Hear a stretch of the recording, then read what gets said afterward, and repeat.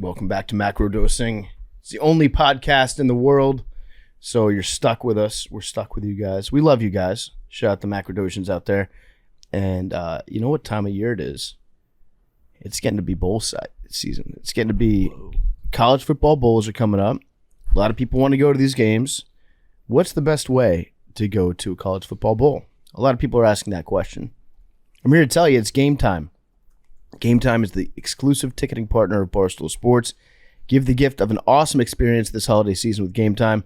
If you're nervous that your present won't arrive in time or simply forget to holiday shop, Game Time tickets get delivered to your phone and inbox instantly.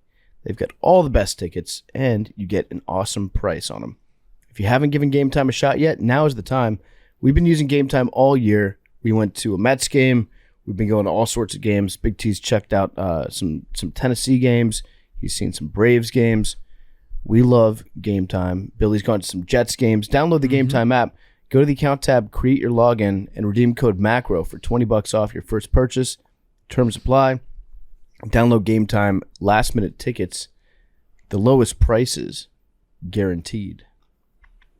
All right, we're back, bitch. Welcome back to Macrodosing.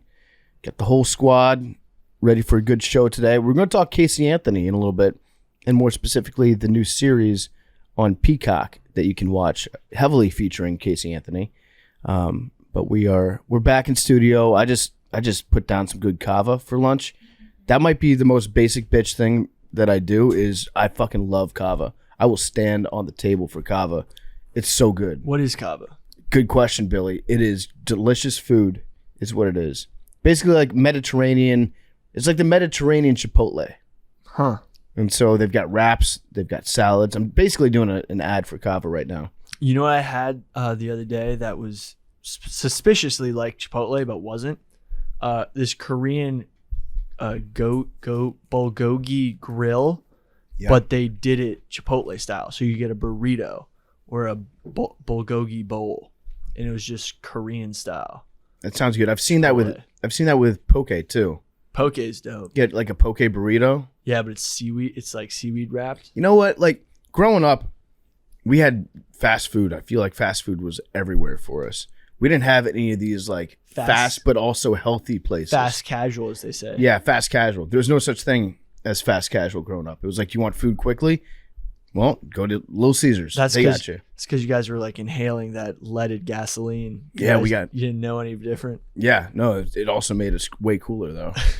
Like our generation fucked around. You guys, all the young kids out there are too concerned with health right now. Yeah, we have no lead in our brains. Yeah, they're. Can you imagine that? Like being a kid in high school right now, and you're probably super concerned with like your diet and making sure that you don't get any like microplastics in your system.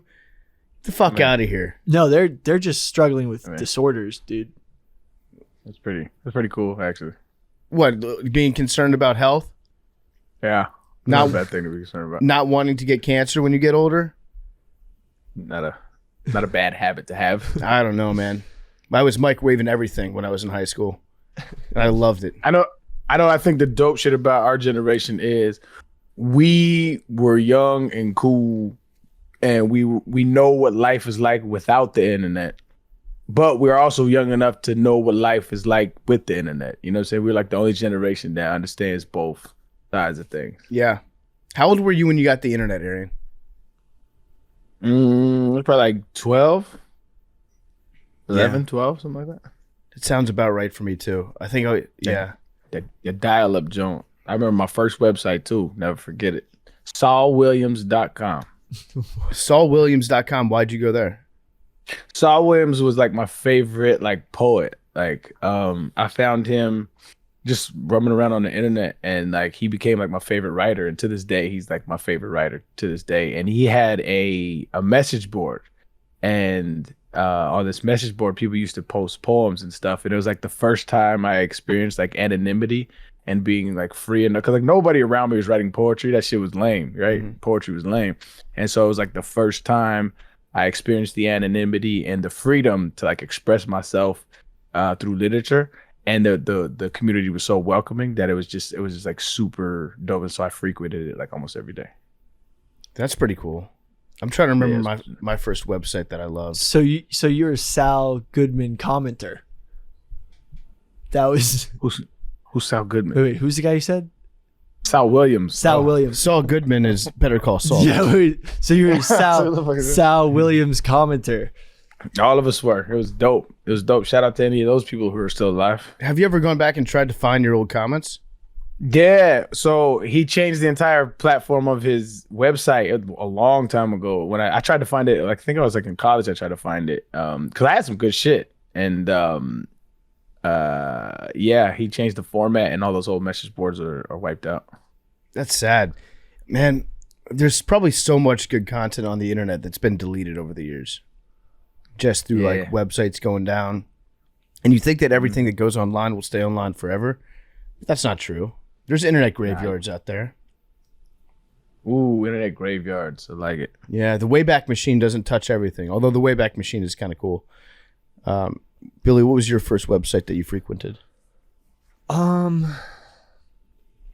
Actually, Miniclip was most frequented when I was younger, and Miniclip was back when Adobe Flash was enabled in all the browsers, and I think there was a secret plan hatched to get rid of the Adobe Flash player from computers to increase productivity of workers, because you now can't play games on your computer anymore, like small little games, like FFX Runner, On the Run, Commando.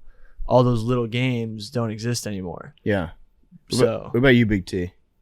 I don't know that I necessarily remember like a first website, because I feel like we had the internet as long as I've been cognizant. Yeah. So I really don't know cool math games and Miniclip and shit. Like obviously I remember from school, but nothing. I don't ever remember being like, this is the first website I went to, like y'all would, I guess. I'm very glad that I at least grew up where I had to find activities without the internet to make myself amused, like building blocks. Like there's this new iPad generation where like you see couples going out with their kids and the kids are just like on the iPad during the whole You get screened up. Yeah. Yeah. Like I kind of think they might not be like watching parents talk, I think is one of the ways you learn social skills. So I feel like they're robbing their kids of that by making them watch cartoons, even though it might be just easier for the parents. Yeah, you sound like my parents, though, when they were like, you can't play video games, it'll melt your brain. That's what they used to say about video games. No, but I'm talking about young kids who just have headphones like babies and toddlers. Yeah, babies and toddlers. That is weird to have like babies watching iPads, but at the same time, if you're just trying to go out on a date with your significant other, like whatever will shut the kid up, unless you have some quiet time. Parents will. Let me chime in because I'm the only one with kids. There are horrible things for kids on those iPads, but there are also, it's just like anything else. It's like there are very educational things. So like I think kids are actually going to learn their ABCs and their colors and their letters like way faster than any other generation, because they have intricate ways of doing it. They have like really, really dope ways of doing it that get kids involved way earlier. Sure, you could just watch junk all day, but there are some junk ones that I cannot fucking stand, dog. Like some of these, like, this is what I don't understand. Like these grown ass people who manage their kids' YouTube, like, and they have their kids in their YouTube channels with them and they play with them and they have like millions and millions of views. That shit is creepy as fuck to me, dog. I can't stand them either. Yeah. They're dumb. You're just watching them play. Like those are stupid. I hate when my daughter watches those, but like there's educational tools. Yeah. So are you familiar with the kid who just opens toys? He like unboxes toys. And that fucker, I don't know his name, but he's like 7 or 8 years old and a many times over millionaire. Yeah. They're like little eggs. Yeah, my daughter like pimped me into getting her one. I didn't know what it was until my other kids told me what it was. Yeah, he just opens toys. Yeah. $11 million a year reviewing toys on YouTube. He's 11 years old. 6 years old, excuse me. 6 years old, 11 million a year. It's incredible. Yeah, I don't know what it is about the unboxing videos that people like. That's one thing I've never really. I don't get why they're popular. The dope. So you know when you get a package and you open the package and there's like that dopamine rush, that's what they're simulating. It's literally like porn for opening boxes. Okay. Yeah. That's weird. I know. But there's all sorts of stuff. That's really strange. What do you think back in the day, like before screens, before TV, I'm talking 1800s, what do you think parents were like, you can't do this, it'll melt your brain? What was the activity that they thought was like bad? Playing pool? Like playing billiards was like the sign of the devil, right? Well, that's a lot of gambling and drinking around playing pool. Playing pools for the undesirables. Playing cards, playing cards. gambling. playing jacks. Coffee was supposed to be when they first introduced coffee, like the Netherlands and Europe from, colonization's like trade. There was like tons of anti-coffee posters, like women, don't let your men drink coffee, it'll make them infertile and not want to do stuff with you. What about doing just like don't read? You think parents were like, books are destroying your mind? When the Gutenberg printing press came out. Yeah, like all the children are doing these days, they're going into their rooms with their books. Don't read. That's what I'm saying. Has there ever been a generation of parents who are like, man, our kids are doing it right? There's never been that generation. It's always been, man, kids nowadays. There's never been that generation. No, yeah, you're right. I think like everybody likes to complain about younger people. That's kind of what it is. That's what we do. But it's probably the exact same thing where like books, the printing press happens and parents are like, my kid, all these pages are melting their brains. I only let my children have like 3 minutes of page time a day because they have to learn how to sit with us in the parlor and talk like normal people. And then next thing you know, like it's actually the best thing that your children could be doing is reading all the time. Fast forward 1,000 years. That was back when child labor was a thing. So it was like the kids need to get to work. They're all goddamn reading. Yeah. Yeah. So all he does is fucking books. He takes no interest in the coal mine. Actually, wasn't that true?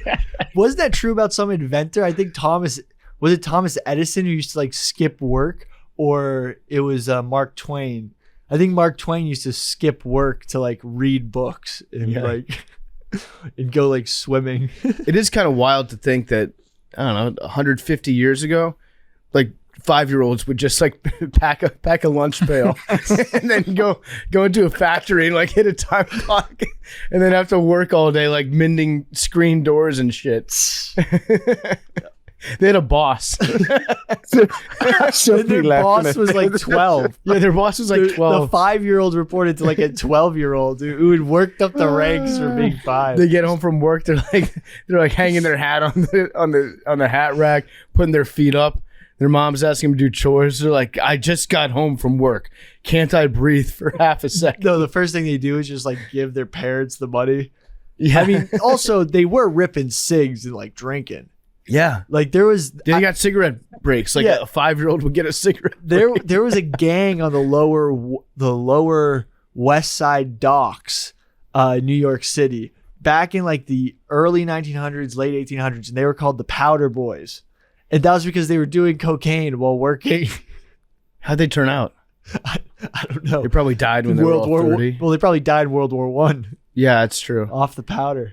Man, child labor. I kind of want to make a movie about just like that era in life with all these kids that were expected to just act like grown-ups from the time that they were 4. Well, think about it. Kids kind of do like in all these iPad games, a lot of what they're doing in these games is simulated work. Like collect all of these, like do all of these tasks for interaction. Like, that's a reach. I know, but it's kind of what? Are they seeking out labor? Nowadays, child labor is getting your kid and then filming them unboxing shit. Yeah. And then they're making tons of money. By the way, that number I quoted was from 2017. He makes $30 million a year now. Oh my god. That is child labor. There's a big discourse on the internet happening right now because people are like, you are exploiting your children without their consent, especially if they're that young and they can't like consent to being filmed. I think he'll be all right with it when he turns 18 and gets a $100 million check. But at the same time, that kid's going to turn 18 and he's going to be like internationally famous, which he did not sign up for. And then that's a weird experience to like go through life being famous because of something that your parents chose for you. And there's no rules. Like people are, what's the like child actor law? There's some child actor law that I can't think of right now, but people are like, that needs to expand into like the family bloggers, or like the LeBrant family, if anyone knows who they are, like, because these children aren't consenting and you don't know what the parents are doing with that money. Yeah. That's a great point. And they're putting their children on the internet with, you know, pretty much you don't know what people are doing. Yeah, you probably have stalkers. You probably have stalkers or people that are, you know, trying to sexually exploit your child. Mm-hmm. Yeah. On the flip side, I love the people who exploit their pets for content. That's different. Totally different. But like the dogs with Instagram pages and stuff, like I love looking at those. Yeah. But I think, and you can tell the dogs are happy. Right. But I think right now it's like there's a lot of people that are putting like their toddlers who just don't know what's going on the internet, making millions of dollars. And then it's like, okay, so my mom put me on the internet when I was an infant and I was forced into this life that now I have to look back and be like, oh, my mom was using me for ad deals. Like, that's kind of a weird way to grow up. Which would suck if you were poor. But you might end up being the poor one. Your parent could suck ass and just take all of your money from you. It's not like if it's I feel like there's got to be some sort of law that like if you're the one doing it, they have to set it aside or something. That's what they're saying is like they need to make that an escrow. Yeah, there needs to be some law demanding the like rights of the child in the content rather than the parent being just this like all encompassing being that can do whatever they want with their child and their face and basically they're like image and likeness. NIL for 4-year-olds. Yeah, let's get it. It's about time. But maybe that kid gets to a certain age. It's inevitable. Yeah, that's what's going. Also, because I'm sure you and I have different algorithms on TikTok. I get family bloggers like all the time. Like, they creep me out. Yeah, family bloggers because the entire point is to act like they have a perfect life, right? Yeah. And they never do. The people that act like they have a perfect life usually are the ones where it's like these people are insane. Yeah. Because it takes a crazy amount of curation and presentation to put yourself out there and make everything look super polished and everything look like you have such a great life. And the people that do that, it's like you are not being authentic. There's something really strange going on behind the scenes. And most of the time there is. Yeah. What if there was like relatable family bloggers who like show like everything? There's this one family called 8 Passengers. I hope someone listening to this knows what I'm talking about. There's this family called 8 Passengers and the mom is crazy and they're super like conservative and religious and the mom is like, anything you do, I'll take the doors off. She'll record you fighting with them. She'll record them getting punished. She records everything. Did these people go to jail? No, they're no. I remember. Do you know who I'm talking about? No, apparently not. But there was some family that sounded like similar to what you were talking about, but someone went to jail, I think. Okay, well she's not. She's not in jail. They're getting a divorce though. Imagine the GoPro video, like like in a minivan, like the classic shot of. For some reason, I have Modern Family pictured in my head with these family bloggers, but the shot where they're in the car and the father's just like, the kids are fighting in the back. He's like, I will turn this car around. Like that, they record that, and then it's like, which none of these kids are over 18 anyways, but then it's like these kids in this specific family I'm talking about are like 13, 14. Like, can you imagine a worse time in your life to have everything on the internet that you do? Well, so here's what happens. In this 8 Passengers situation, the dad and the mom are getting divorced. Well, I don't know about that. I don't know about that, but there's all these rumors got started about them because of their massive fan base. And then people who have drama YouTube channels and TikTokers that I tune into went back, scrubbed like all the videos they've ever put up, found like the worst parts of it, and then reported this family to like CPS. And so Child Protective Services now is giving them a hard time and visiting their house, like trying to make sure that everything's okay. Doing like welfare checks. So even if you do have like a decent family, the freaks that get really into paying attention to the family YouTubers and TikTokers, they'll go out there and they'll like try to get you reported for doing something bad and end up ruining your life that way. It just seems like turning your entire family into a TV show content machine is not a great idea. no, unless you're the Kardashians, like there's no happy ending for you. Yeah, it's really worked out well for them. Right. I just found out I gotta say, you know what? Fuck the Kardashian family, because they definitely kept years of Kanye West content hidden from us and edited. Didn't he not want to He didn't be want on to it? be on it. Yeah. But I'm sure that he was around when the cameras were rolling occasionally. Like obviously, yeah. and they like, he's there. protected him. We could have known all this stuff about Kanye years ago, probably.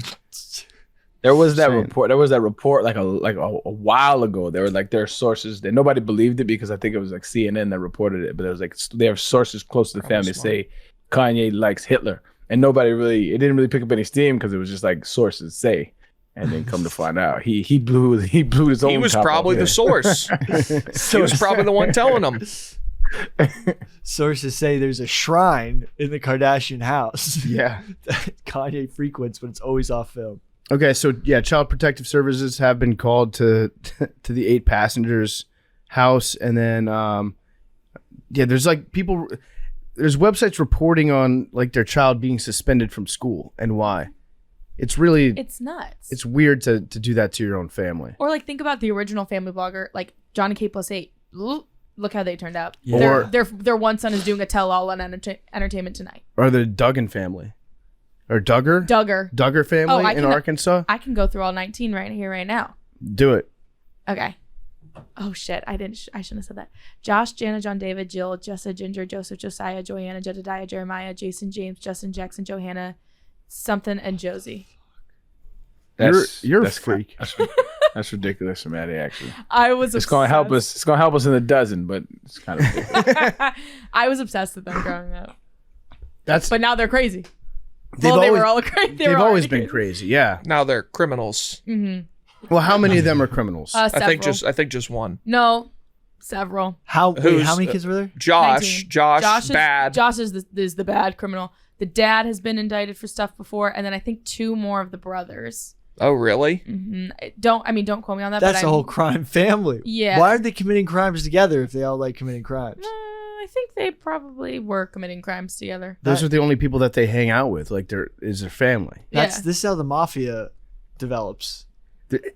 There's something about that. The dad has he ever been found to do anything shady?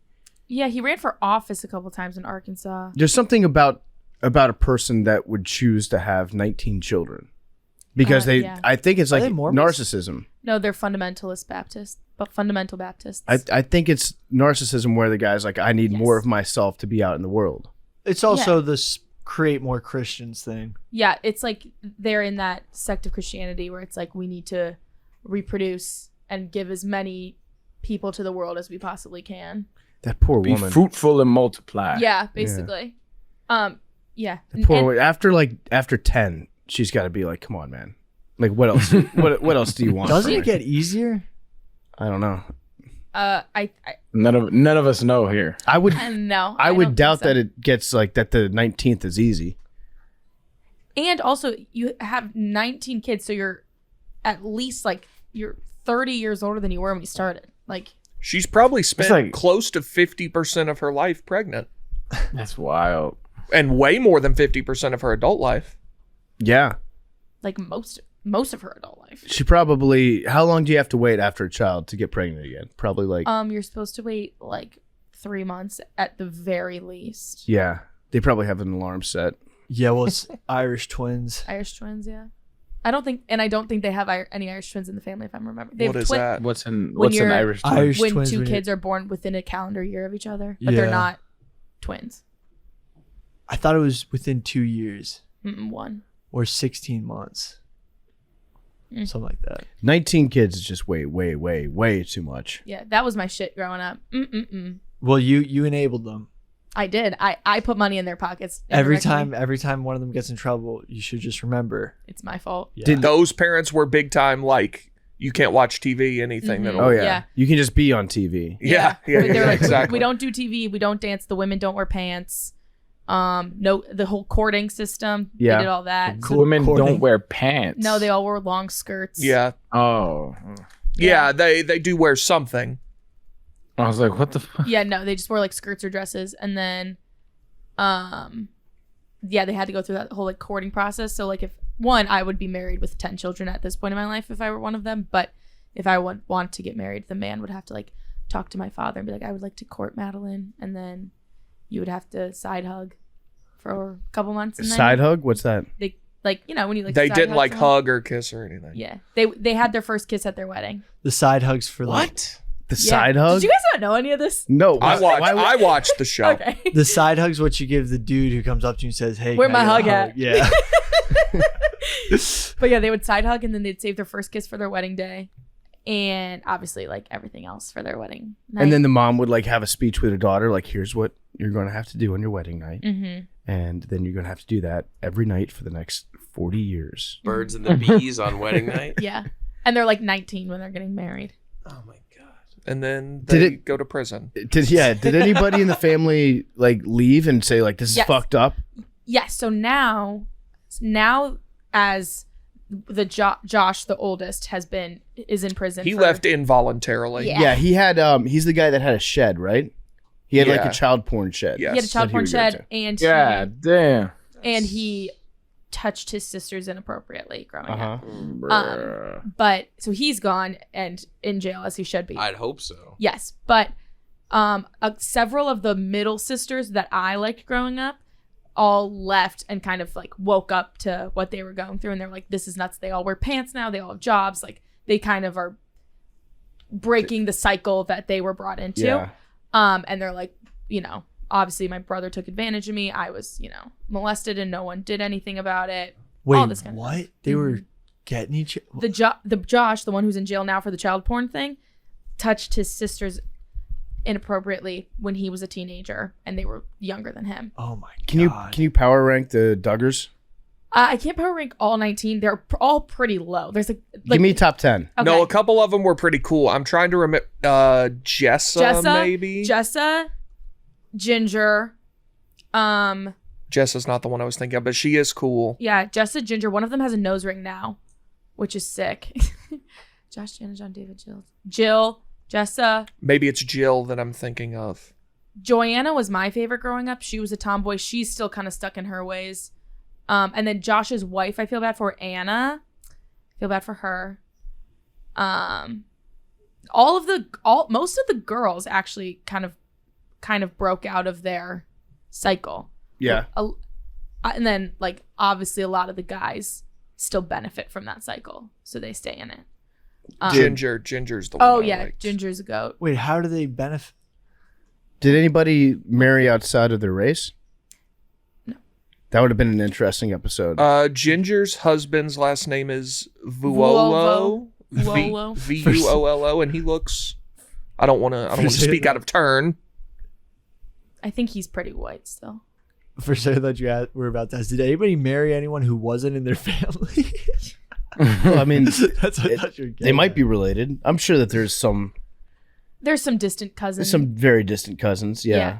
Yeah, a lot of them married into into the same family, Mhm. which is the Bates family, and they had 17 kids, and so they would. The Bates family had 17. These guys Didn't had they get a 19? show? Yeah, they had a show too. So it was like an arms race between these two families. Yeah. And then they consolidated power.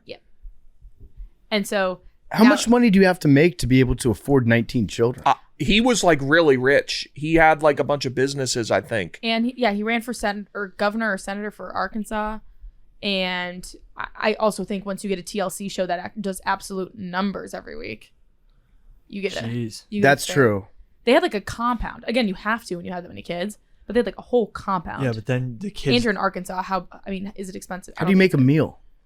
They had a kitchen. They had like a cafeteria kitchen. slop? They were lining up. Like they had it where it was like buffet. This sounds like buffet so style. much work. Like your entire that's your job is to just That is a puppy mill for children. yes, you're running your family like it's a school almost. Yeah, and they homeschooled them. Oh my god, what the fuck? And that Well, is- you knew those people didn't trust That's true. schools. That's true. they Yeah. probably never saw anyone outside their family for like long time. Besides the TLC film crew Yeah. and the Today Show, because every time that she would have a baby, they'd go on the Today Show. And I remember every time my mom would be like, oh, "The Duggars are going on the Today Show," I'd be like, "Oh, number 18 is on the way." So just every year, just once a year, Yeah, they'd go on the Today Show. They'd be every like, September, they'll be back. We have a big announcement. I'm like, oh, what could it be? Another baby. All right, so wait, tell me what's the best one? Which I think Jessa. Let me look it up. I mean, Jessa Duggar. Jessa and Ginger. Yeah, I think Jessa and Ginger are my two. Wait, she's goats. got an Instagram account? They have, yeah, like those are the ones that broke out of it. They have Instagram accounts. They wear pants. One of them has a nose ring, so it's like a You big say goat. wear pants. these guys literally went through puberty, and the only people around them were their family members. Yeah. Jesus. Do they go to dances? No, they didn't dance. Period. Oh. It was like Footloose. They didn't dance. No, they said dancing was, provocative. And at some point the older siblings have to basically become parents Yeah, so to the younger. Yeah, the oldest girl never got married, is still not married, and she's now like probably almost 40. And she was, the true mother of it all, And they all had a buddy system too. So because there's just so many kids, they would have like an older sibling take on a younger sibling. So it's basically just 2 on 2. Ginger has written a book called Becoming Free Indeed, and it is quote about disentangling faith from fear, which I feel like is kind of a shot at her parents. Yeah. I don't think they all have the closest relationship with their parents anymore. Yeah, that sounds like they don't love them that much. Also shout out Antonio Cromartie. He's got 14 kids. That's a lot. You got 14 now? 14 kids. And Nick Cannon's got like 12. his wife had a what's it called? She had her tubes tied, whatever that procedure is, and he got her pregnant with twins after that. Wait, how? Boy, got some How do you- super sperm. Wait, no, I'm mistaken. He got a vasectomy, and then he powered twins through his vasectomy. Yeah. Them shits ain't really that reliable, I heard. Yeah. If you're Antonio Cromartie and you finally say, okay, 12 is enough, you get your shit snipped, and the next thing you know, not 1 but 2 children are coming along. At that point, you just gotta be like, I can't have sex anymore. Anal Shit's only. wild. Anal only. Those are the rules in my house. 14 kids is a Damn. lot. Now he does have 8 different moms to the kids, but I think it's like the 6 most recent are all with his wife. But that's just a lot to keep track of. That just from an administrative standpoint. That's a lot of phone numbers, a lot of people you got to be texting, checking up on people. Well, what's going on in Nick Cannon's place? Whole lot of that. How many kids does he have? He's, I think 2 women are pregnant right now with 12 and 13 for him. Oh my God. Well, Epstein was trying to do that. Epstein was trying to do some like a eugenics program in New Mexico. Yeah, because he thought that he had the best genes, so he wanted to spread that shit around. Yeah, and he wanted to just like have a bunch of kids in a compound in New Mexico. I don't think Nick Cannon is doing that. I think Nick Cannon just loves having sex. No, he's on that train of I wanna have a bunch of Nick Cannons. Oh, really? Mm-hmm. That's the news. That's the news? that came out there, like, oh, he's not just fucking to fuck, like he wants to have these children. Okay. He's fucking to procreate. That's very strange to me. Same with Musk. Musk wants to do that. Musk went on a rant about if you're not having sex for procreation, it is the most pointless thing of all time. Of course he did. Yeah. What do we think about the Twitter files? Big T. Don't he have like 10 kids too? Yeah. He's got a few. Sneaky. I didn't dig into that a whole bunch. I saw the first initial thread that was like a week ago or so that guy did. I've been seeing more tweets about it. I haven't seen more tweets that are like the actual things. Yeah. I mean, it's nothing that you wouldn't expect. Yeah, it was like Joe Biden's campaign asked Twitter to delete tweets about Hunter Biden's laptop. Which it did, because of course they did. Yeah, but like, who's to say that other campaigns weren't also in contact with Twitter? Yeah, I am. Consider me not in the camp of anyone that is shocked that Twitter was curtailing to the wishes of the Biden campaign. I'm not shocked. They did for both. They did for both. That's what the thread was about. Yeah, I'm not shocked about anything in there at all. It seemed to, like, I was reading through it, and then everybody was saying, oh, this is so explosive. Oh my God, I can't believe this is happening. It reminded me a lot of when somebody, you remember that dude, Seth Abramson? I remember the name vaguely. He would write these long ass threads about the Trump like crime family. And he's the kind of guy that would like spell their names in all caps letters to draw more attention to it. And he'd have like a 60 thread or a 60 tweet thread talking about how like this one meeting between this Ukrainian guy that I've never heard of and like a secondary advisor was a smoking gun.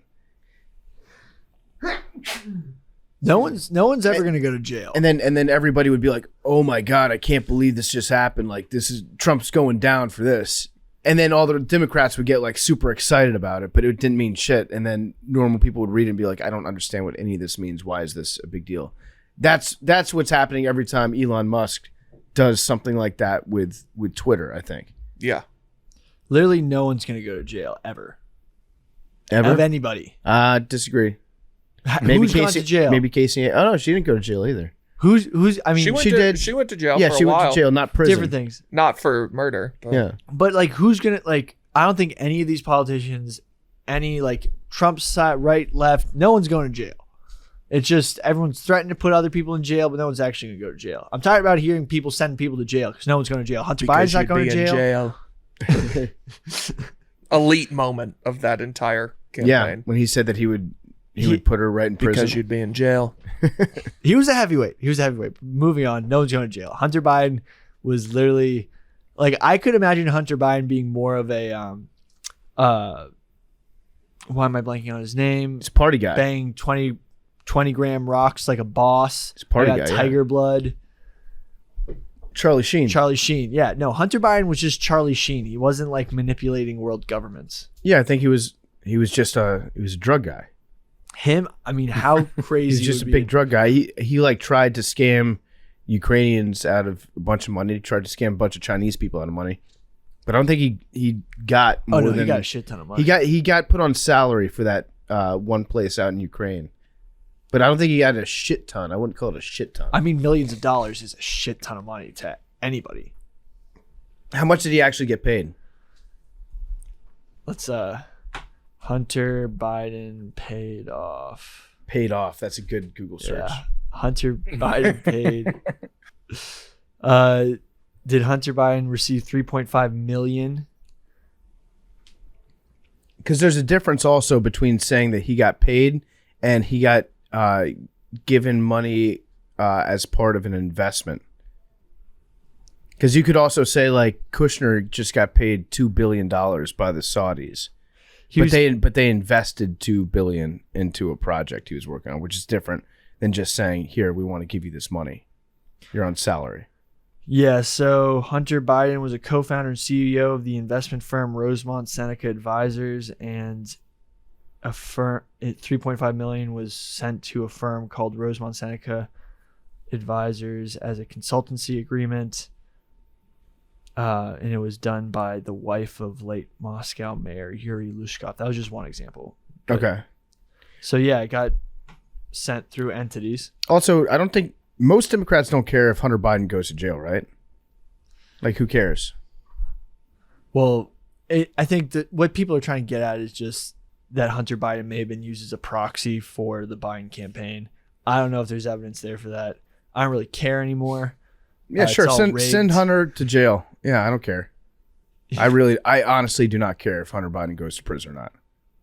I don't think anybody cares except for like Hunter Biden and maybe a couple people in his family. Yeah, I mean the weird family stuff with him was that he did start to date his brother's ex-wife or his brother's wife. His brother died, and then his widow and him started to date like real shortly thereafter. That's weird stuff. Yeah. That's strange. If Eric died, I wouldn't want me to date. That's him. That's understandable though. It's not normal on our side, but it's understandable. I can understand how you. I would there. understand if they stayed together and like had like a happily ever after type thing. Oh yeah, if you get married, you gotta. That's for life at that point. Like in grief they found love. Like probably his brother would wanted his brother to take care of his wife. You think Bo would have been like, you know what? When I pass, I hope Hunter takes care of her, knowing everything he knew about Hunter. My guess is that probably the last person. Imagine if there was just What a imagine contrast growing of up. people. Imagine if growing up. like Bo passes away and he's like, you know what? I hope he's got enough crack for both of them. What if Bo growing up, like Hunter was consistently stealing his girls? Yeah, Like probably. Hunter was just getting sloppy. Like seconds. Hunter's got that dog in him. Like Hunter definitely got into some shit growing up, and probably got Bo in trouble for it. Dad, Hunter keeps banging all my girlfriends. Yeah. I mean, Hunter's got Riz. He does. I've seen all those pictures of him. I've seen those videos. Those are actually kind of sad. He takes a lot of pictures of him like with crack. Well, that's because for the extortion money. This is what I found out. If I'm like, you know what I'm saying, Arian? If I was to ever be in a room with crack, I think the one thing I would make sure that I didn't do was like, hey, let's make sure that I get this crack in the frame of myself when I'm taking this picture. He's got like dozens of crack pictures out there. The reason they do that is the women he's with make him take those videos and photos, and then they get paid off with the evidence. They like send it to a lawyer who then like a buying associate lawyer who then pays them off, and since they have the evidence that they can come out. But why is he taking these pictures in the first place? Because they get him fucked up and then they make him take the videos. That's the whole. It's all extortion videos.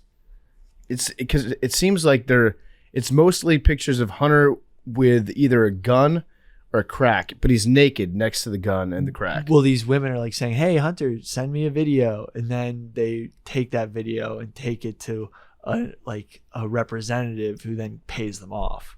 That's why all those videos, because it's very predatory and it happens to a lot of people, like rich addicts. I read a whole article about how it used to happen, like billionaires' sons who became drug addicts. Yeah, and like they get extorted by certain types of people who like say, "Oh, take pictures." Like, "Oh, I'm not going to come over unless you show me how much crack you have." Like that sort of stuff. And then like hold the crack up to a newspaper so I know it's from today. It's like the equivalent of like dudes, like sketchy dudes trying to like party with girls, so they're sending them Snapchats of like, "Yo, come over, we have all this like beer and weed."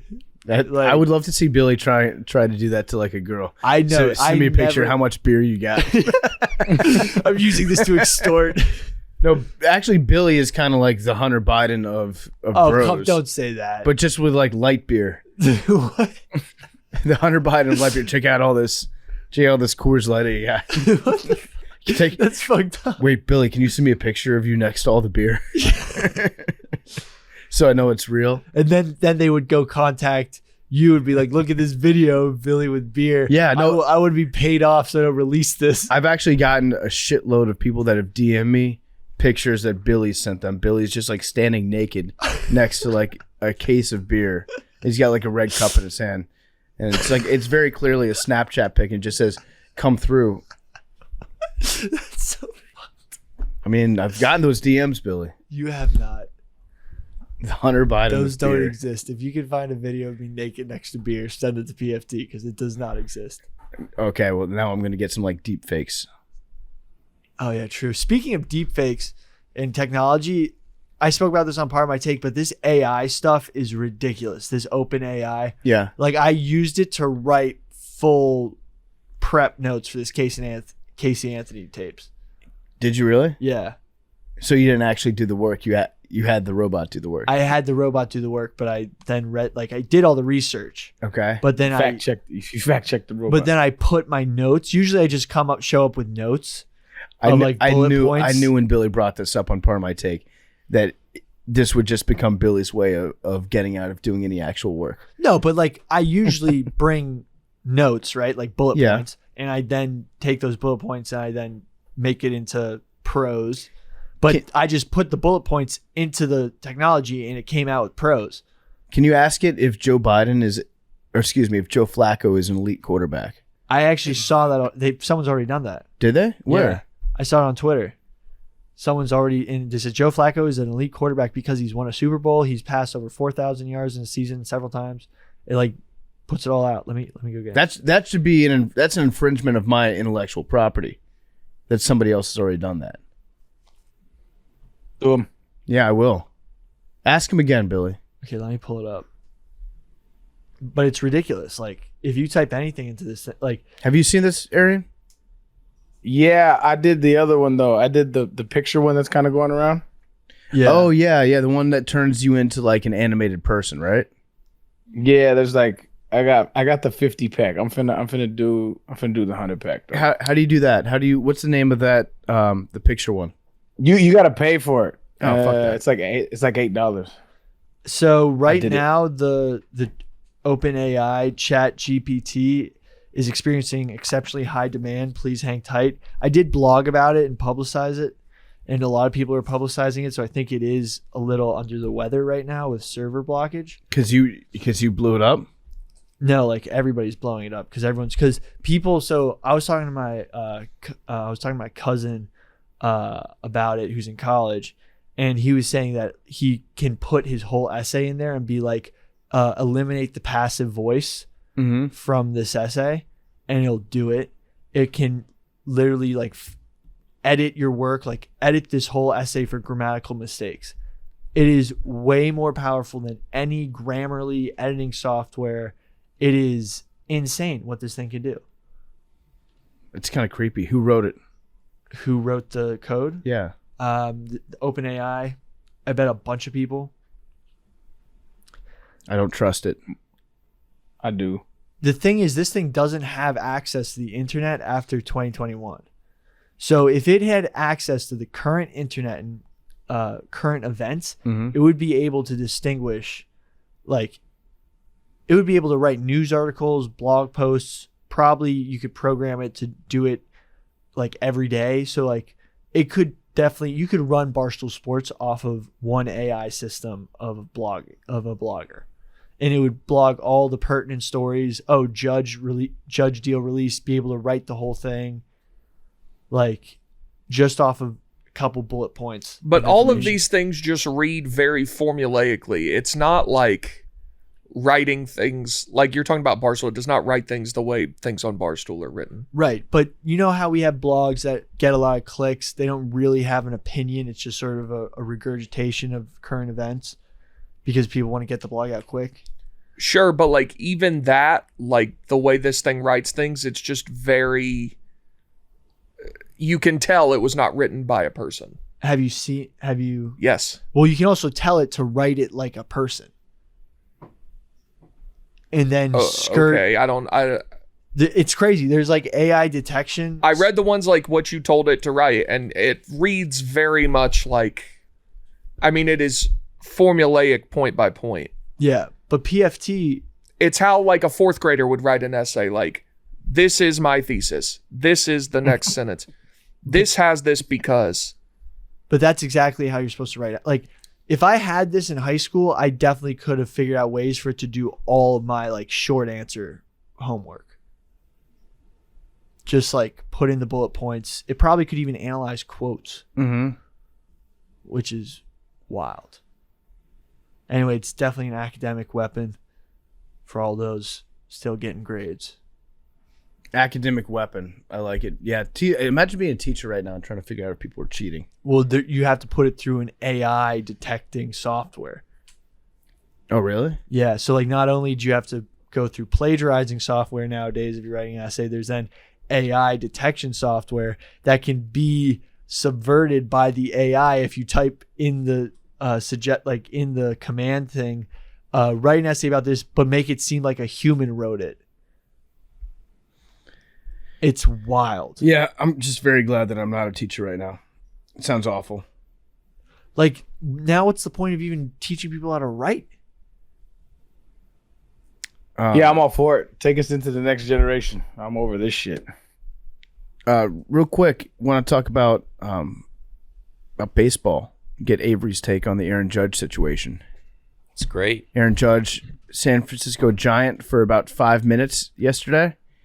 That was a wild. So I was telling this to Tommy Smokes earlier, but I'm a little bit envious of Yankees fans because they got to experience like the most wild comeback story ever in this Aaron Judge story, where he was gone, and then you're like, oh shit, and you're still dealing with that denial, like there's no way, it's only John Heyman reporting it, and then you refresh, and then all of a sudden the report gets backtracked, and then he ends up going back to the Yankees. Like it's crazy that happened. Like now everybody that loses a player to another team, they're going to be thinking like, wait, there's still a chance.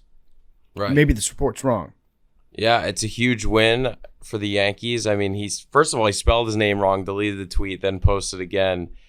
But I think the funniest part is that you get all these people who are like, wow, like, thank God he's off the Yankees. But now that he's on the Yankees, they're like, oh, what a stupid signing. Like, no, this is your guy. Like, you had to get this done for your integrity, for everything for the New York Yankees. And I'm just so happy he's back. He's going to get the captaincy, which he deserves. I mean, it's not only him, like everybody in the locker room looks up to him. Like he's a god in New York, and he made a statement this year. And I'd say it's probably, in the 24 years I've been alive, the biggest bet on yourself contract I've ever seen.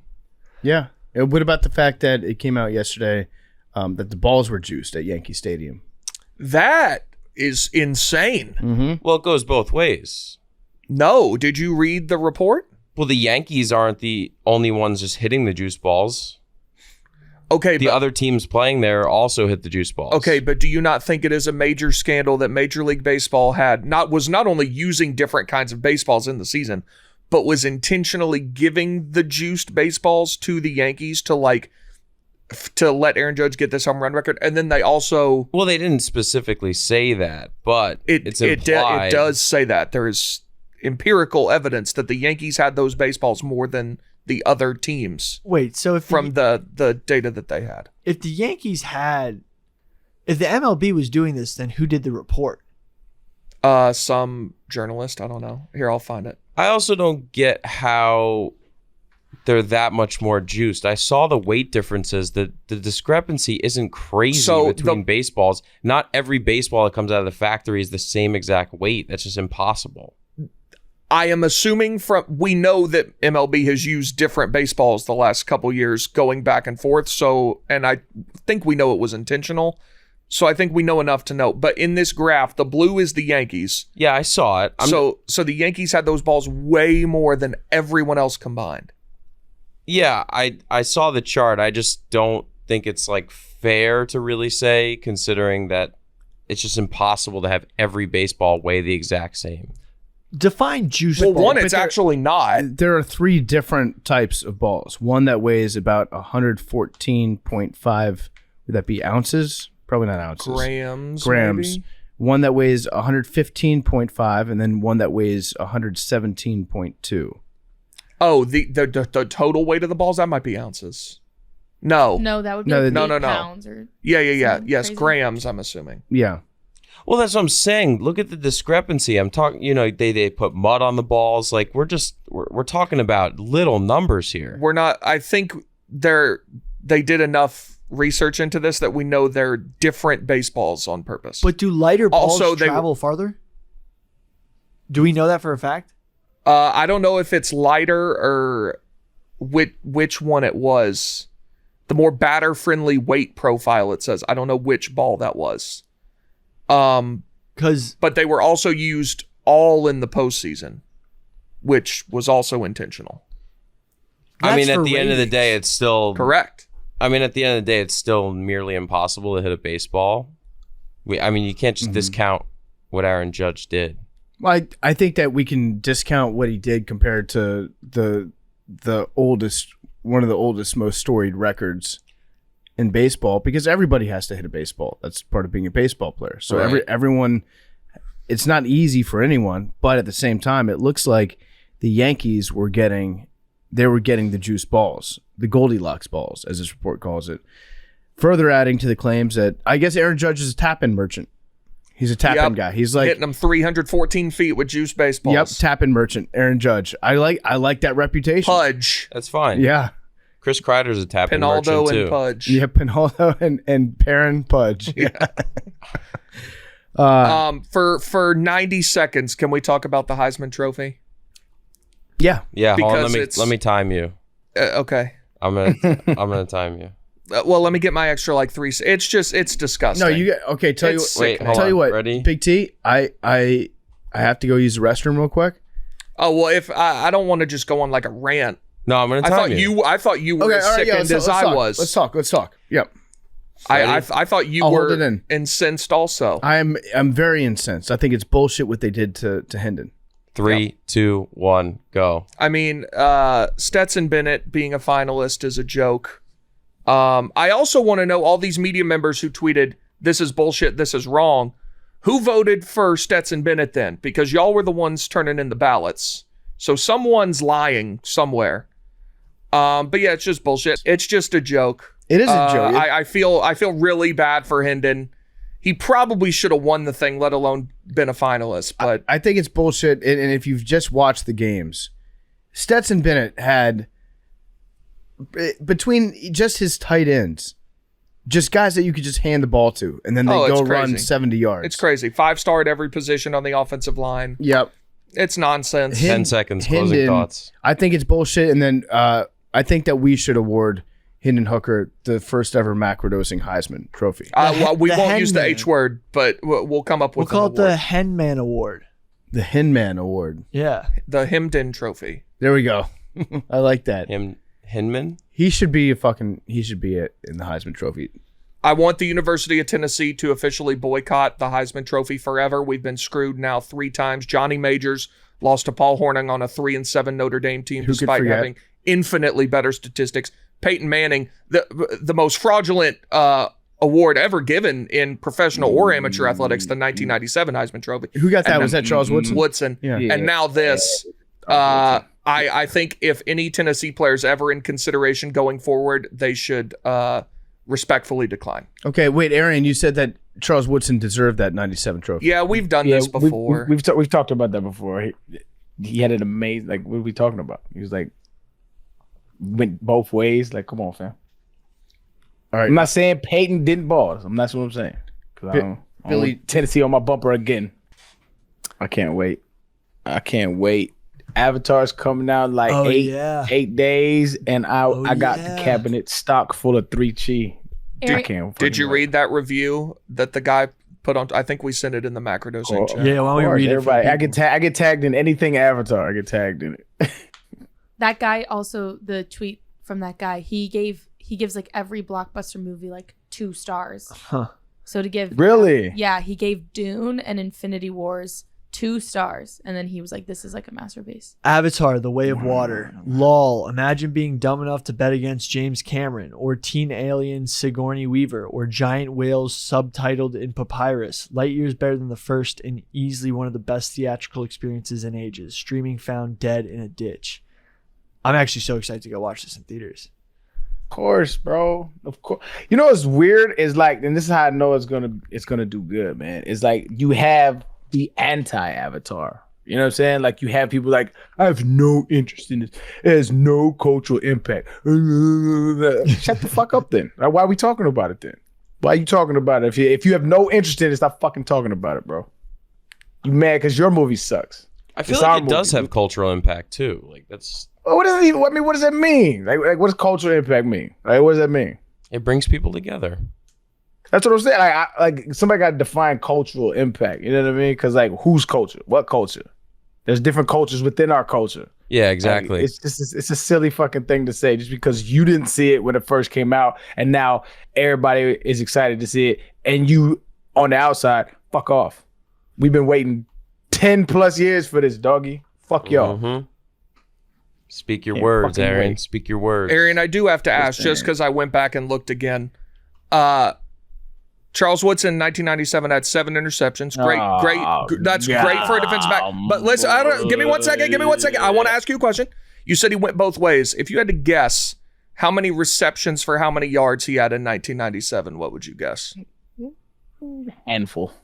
11 catches for 231 yards. That's a lot. That's way more than I 11 thought. catches. That's more than you thought?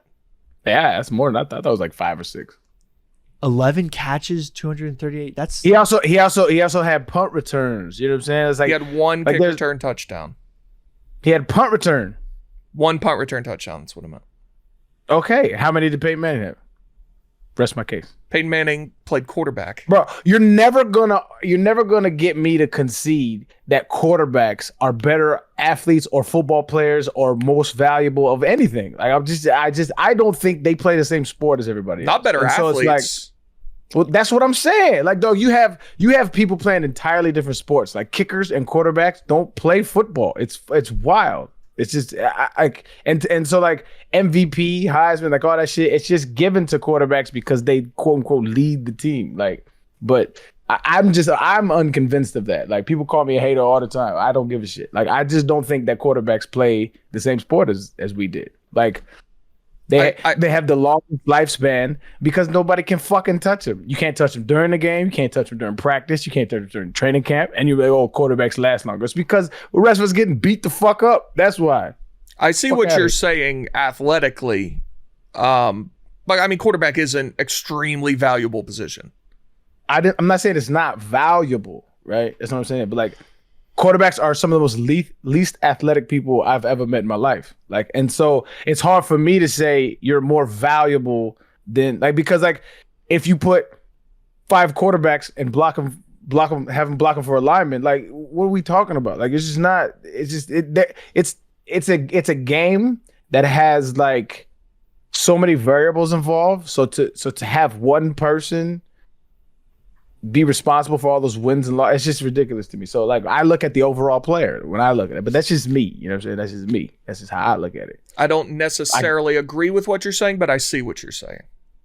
Yeah, I feel you. But that's how I see it. I see Charles Woodson was like one of the most impactful athletes in college, especially at that time. Come on, man. PFT's been gone a while. He's a poop guy. He controls his life. He had a boo-boo. It controls everybody's life. No, but like people can like figure it out.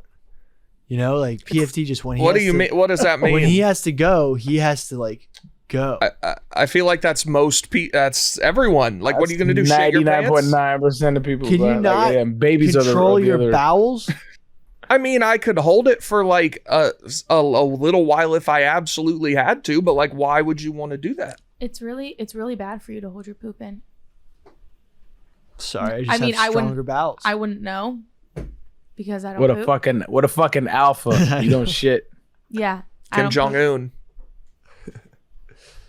No, but like if I had to go right now, I'd wait till the end of the show. Hey, be honest, bro. Have you washed that sweater? You've worn that shit like 3 weeks in a row, dog. Have you washed it? Okay, so guess what? No. I only wear this sweater for the show, and so you have not washed it. But I wear a t-shirt under Well, it. if you wear it for like 3 hours and that's fine. So you don't wear it anywhere else? Well, I make sure because we're trying to push this amazing macrodosing We ain't sweater. worry about all Stored up that, our man. sports Stored up our. You don't wear it. I'm trying to figure out if you dusty or not. I put it on my chair in the office, and then before I come in clean clothes, and then I put it on. Like I'm not working out in it. I'm not even leaving the office in it. I just make sure I have it so I can wear it. Okay. To all right. Well, that's not as rep bad the as I thought. brand. Yeah. That's not as bad as I So thought. every time you see me in it, it's the only thing I've like. You're seeing it the only times I'm wearing it. Yo, I don't got a Yeti shirt, bro. Oh yeah, wait. Where is the Yeti shirts? I should start rocking that now. I gave it to you. I don't know where you put it. Fuck. You wore it on this. Did y'all mail me one? Yeah. I need to find that. Maybe check. Maybe check your mail? Yeah. I'll check the mail. We'll see. We'll get to the bottom of this. Hey, Big T, did you what do you think about the whole Dion situation? I'm pretty sure you don't have a controversial take, but I'm interested in what you think. Why would what would a controversial take be? Are you talking about him going to Colorado, or the people who are like he sold out leaving Jackson State? Well, I'm not sure about the people who sold out. I'm not interested in that take specifically. But so what's your take? I think he's going to be really good. Like he's taking most of the top end talent he had at Jackson State with him. They should be decent next year. And then they already got a 5-star in. He's like a sophomore in high school. He's like 2025, I think, but like still like first day got a 5-star. I would guess they're going to get several really good players in this class. I mean, he's had one job and turned it from like a 1-11 team into like a 12-0 team. So the evidence we have to go on seems to suggest he's a very, very good football coach. Yeah, I can see that. And I mean, now he has the resources of a Power 5 program. So I think he's going to be very good. I think from the other side of the aisle, I think what the rational people are saying, not the people saying that he sold out. I think what the rational people are saying is that HBCUs have a entirely different culture than what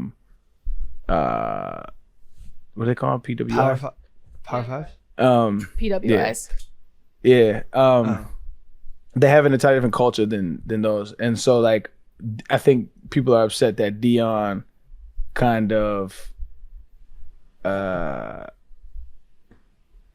he wasn't 100% truthful in his I guess approach to the entire situation, because his approach was, we're gonna change how people think about HBCUs. We're gonna, Bomani Jones had the most brilliant take on this. But I think, and Deion's my dude. I love Deion to death, man. But I do think I think Deion does what's best for Deion. Did he not do that though? Well, this is what I'm saying. This is why this is like a very nuanced take. It's like when you talk about HBCUs are very different than PWIs, like the funding and everything involved. And so what he did do was put a spotlight on how underfunded everything is, and how I think him leaving in the manner that he did, I think in order to change, I think something like that, I think it has to have a lot of time invested into it. And I think he used that, what Bomani was saying. I think he used because there was nobody gonna hire him from a D1 a Power 5 school without any resume, right? And so he's kind of used his HBCU Jackson State as a stepping stool, which normally doesn't happen because not a lot of coaches from those ranks get called up, and that's the whole issue.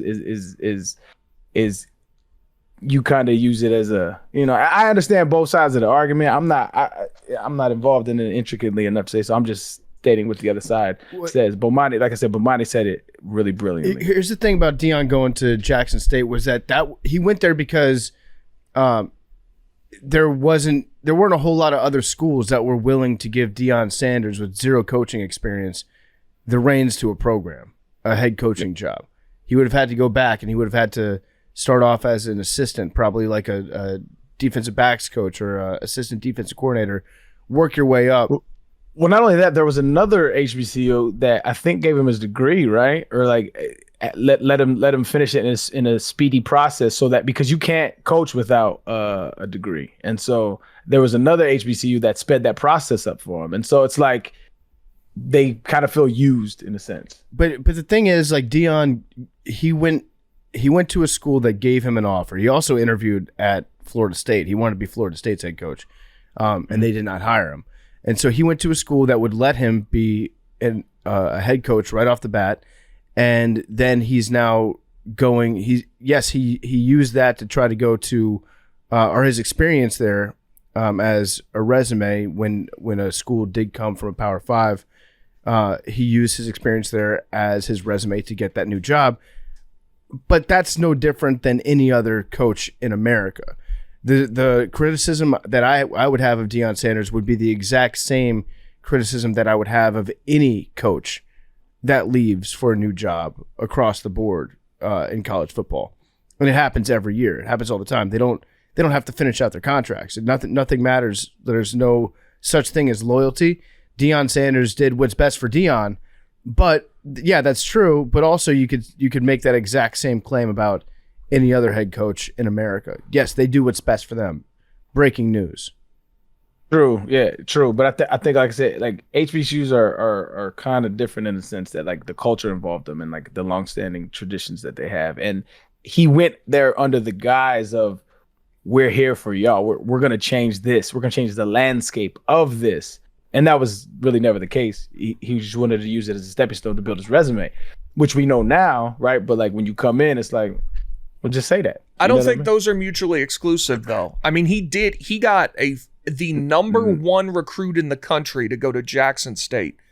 That's insane. And their games were on ESPN. He was out in front of the media like all the time. Like, I do think, like, how long did he need to stay there? Could he have ever left for another job? Like, well, this is what I'm not involved enough in the situation to have like a real opinion on it. I just know from the other side what I'm hearing, and they make valid points is what I'm saying. I like I said, I honestly am really agnostic in the situation, but I'm just bringing up the points that the other people make. I mean, I think it was good for both of them in a certain, like, to Deion, it was obviously a good experience for him. He got a great job out of it that's paying him a shitload of money, way more than he was making. And Jackson State got major upgrades to their facilities, to their programs. They had a ton of money come in that would not have been there to begin with.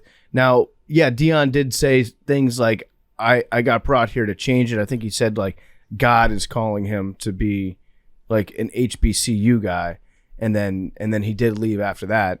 But I think like both sides benefited. I feel like that's what I think their gripe is, which I understand. It's like the premise in which you sold it is just not accurate. And that's he did make it seem like he was going to be there for the long haul, and he was trying to like change a culture. He did change certain things about the culture for sure and made a positive impact there. That's definitely true. But I guess you could say like he did, he definitely told kids that he was going to be there for a long time and he was in it for the long haul. But which is shitty. But that happens to every single head coach all the time. It was funny as shit though. I felt when he was standing in front of the Colorado kids, the first meeting, and he rocked. Like, he said, "I'm bringing my baggage." And it's Louis. He said, so hop in the portal. Didn't he say something Which, like to be fair, he wouldn't be there if they were good. So that's hilarious. That shit is hilarious. He said there's going to be no phones in my meetings. There's going to be no hats, no hoodies in my meetings. And then one kid. He's traditional with that shit. I hate that. One kid in the background took his hat off. It was like, oh shit, I better get rid of my cap. So when you were playing, I've never understood. It makes no fucking sense. No hoodies. For what? I didn't know that no hoodies was a thing. I think it's wearing the hood. I think he's got to just straight up. He's trying to change the entire culture of a place. Well, that's the thing. He came in there with the hat on, so like it didn't make no fucking. Those rules make no sense. I actually didn't realize that he was wearing a hat when he said that. He had a hat on when he said it. Like that's like, bro. And he had a hat on in the press conference. Like it's silly rules. Like religion has those silly ass rules, right? Like hats, no hats. Like some religions you can't have a hat inside. Some religions you have to have a hat inside. Some religions you can't wear your hat. Depends on if you're a woman. So it's just like it gets to the point where it's like, yo, this is all fucking stupid. It's like, can I do my job? It has nothing to do with wearing a hat or not, bro. I think it's somebody's coming in and they're trying to change the entire culture. So you make up all these weird rules just to make people follow them. Because if they follow the small stuff you tell them, then they'll follow the big stuff that you tell them. So you'll throw out a whole bunch of nonsense and stuff that doesn't make any difference whatsoever in terms of what your record's going to be. But if you follow that stuff, if I can make you do the stupid shit, then you'll probably do the important shit too. You're right. But like there's for every case that shit works, there's a case that the opposite is true. Like when we was at Tennessee, one of the dumbest things, and I fought like, and they used to call me a bad kid, was like for picture day, you had to shave your facial hair. And it was like, this is the way it's supposed to be done. I'm like, what the fuck does that mean? I have hair on my face. That's what's supposed to be there. Like, you know what I'm saying? Like I used to argue and they'd be like, this is how it's done. But then you go look at USC, who's winning national championship after national championship. They got their shirts out during practice. They have facial hair on. I was like, does it make it make sense though? None of it makes sense. Man. Arian would never make it on the Yankees. Control. No, definitely not. Nope. Hell no. Are they still doing that, Avery? Oh yeah. Oh yeah. That's dumb. class. Like the clean cut look. You like it, Billy? It's classless. It is. Billy just likes. I mean, that's what makes it. Billy likes looking at. Yankees. I like looking at my ball players with smooth skin. Yep. Do you know what the Braves rule is? Good jaw lines. You know what the Braves rule is? That you can have beards and stuff. No sunglasses over the logo on your hat. Oh, I didn't know Really? that. Yep, can't put it over the A. Respect the crest. No, but it's just like the Yankees have historically been like such a good team. And it's just like, yeah, if you're going to be a New York Yankee, like, don't give a fuck who you are. You got to shave and like, you got to shape up because you're playing for the New York Yankees. What does that mean, though? Dumb. That it's a superior organization? By what metric? You think maybe if you World Series championships? maybe if you allowed people What about- to have facial hair, they would have won a World Series in the last 13 What about years. since 2010? Okay, it's just a clean okay, look, guys. Come on. It's Don't tag up on They- Billy. That's not a clean true. look. It's not clean. It's not clean. It's the goofy. If you can grow facial hair Yeah. and you don't have it, you look goofy. That's just my opinion. And there are some religions who say you have to grow out your facial hair. So it's like it's all stupid. It's all dumb. It's My all guys silly are as clean fuck. and pure. Yeah. not clean. wait. So would the Yankees allow like a Hasidic Jew to play for their team? I don't know. Don't pin that on me. It sounds like it's a little That discriminatory. would be really interesting. Yeah. Or Sikh. When we get, we'll cross that bridge when the Yankees get there. Yeah. What if a Sikh slugger came up, like a 300-pound, just jacked up Sikh, Sikhs and have all he did was just mash taters over the right field fence. Sikhs are. It's an extremely interesting religion. They're like a warrior religion. Yeah. They like. I think they still have to carry. I think they changed some rules because of airport stuff, but they like always keep a sword on them or a knife. That's kind of cool. A Yeah. dagger, maybe. Yeah, I think so. But like I think they had to get religious exemptions for like TSA. Would you be allowed to play baseball with a sword? If it was just like ornamental hanging from your belt. Wait, let me look that up. If it's Sikh. So Now, like I was just looking at Aaron Judge highlights on this TV though, and Nestor Cortez has a mustache. You can have a mustache, but not a beard. yes, you can have a mustache. And also, Josh Donaldson has a mullet, Yep. a mullet mohawk. So like, what are we doing? It can't like go over your ears, right? That's the hair rule. That's it. Dumb. So, the Yeah, Arizona Diamondbacks. Like when Andrew McCutchen signed with the Yankees, he had like those long braids.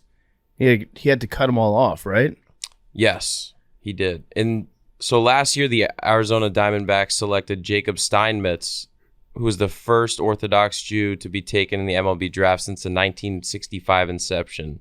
But he doesn't have facial hair, so I think there's a difference between Orthodox and Hasidic.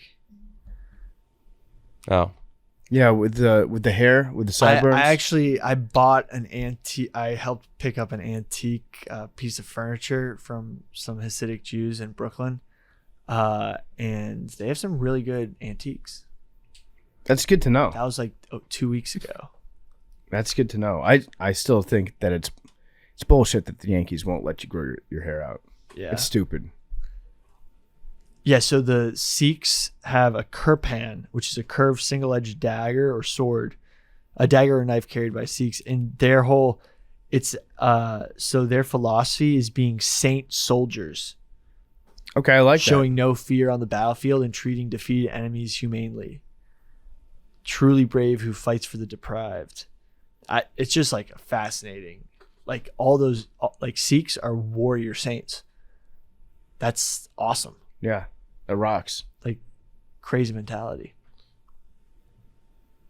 also it's like not 100% that not all Orthodox.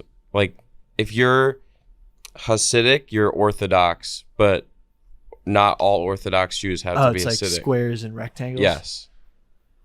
Or parallelograms. Yes. Yeah. What was your favorite shape growing up? We might have done this I think before. we did talk Did we? about this. Yeah. I like That's twice. You're getting old, PFT. I know. I've got that. Listen, I took a gummy last night before I went to bed.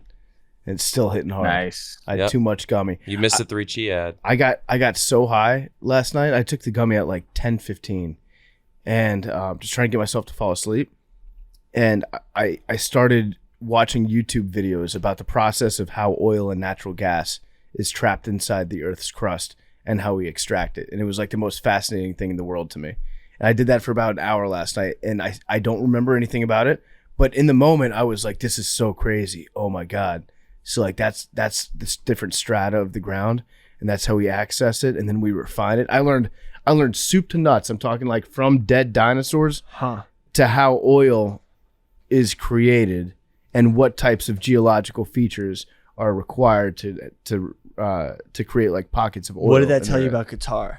A lot about Qatar. So the North Field is the gas field. It's the largest field of natural gas in the world. Whoa. It's located just off the coast of Qatar, and it's about the size of Qatar, and it's huge. And part of it is split up so that Iran has access to the very north end of the North Field, but that's just where a shitload of dinosaurs died back in the day. And the rock that's around it is like very tough to break through, it makes it hard to drill into, but at the same time, it makes it very useful for the production of natural gas because no water or other sediment could ever break through those walls to get into the gas layer.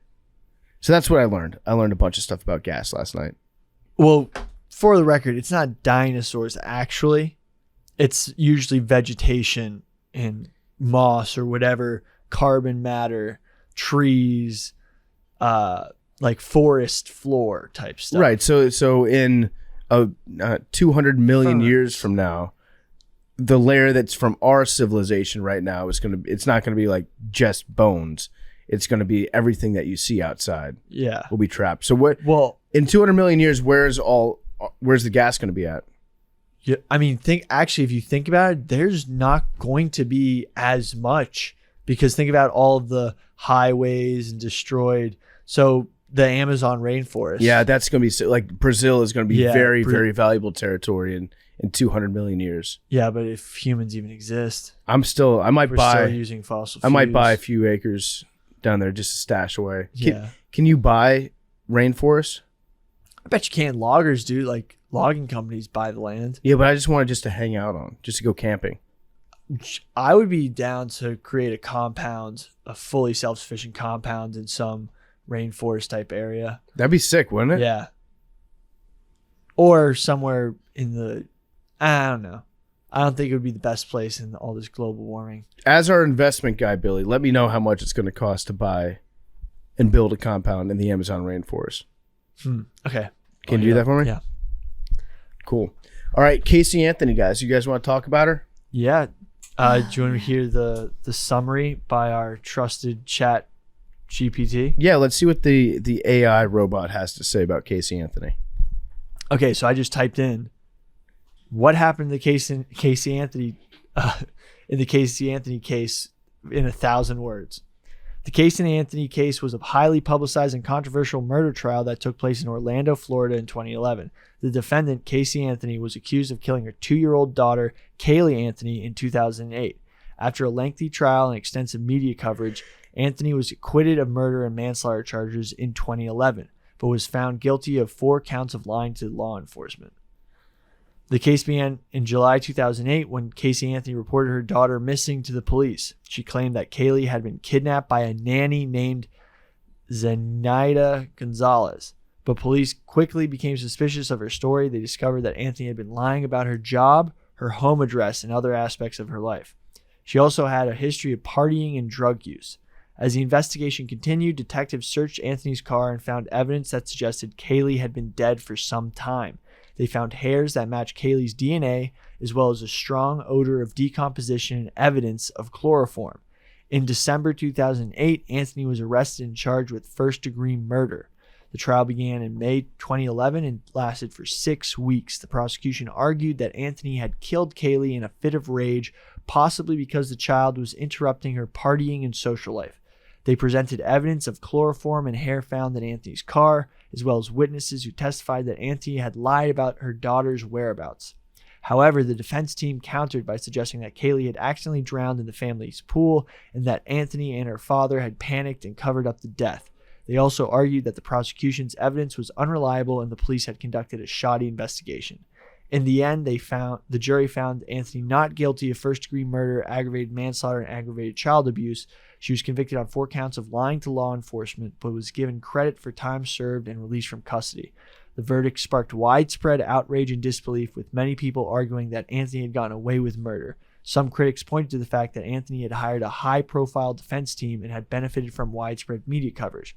Others argued that the prosecution had failed to present a compelling case to adequately rebut the defense's arguments. Regardless of the outcome, the Casey Anthony case remains one of the most well-known and polarizing criminal trials in American history. It continues to be discussed and debated by legal experts, media commentators, and the general public. If I had an assignment on the Casey Anthony case in high school or something and had to give like a summary, it would have been done within 30 seconds of typing that in because it wrote it in 30 seconds. And then pretty you accurate. would have gotten a 0 because you plagiarized it. If you put it through a plagiarizer machine, it doesn't come out. Even if that's true now, which I'm not convinced it is, it will not be true in 3 months.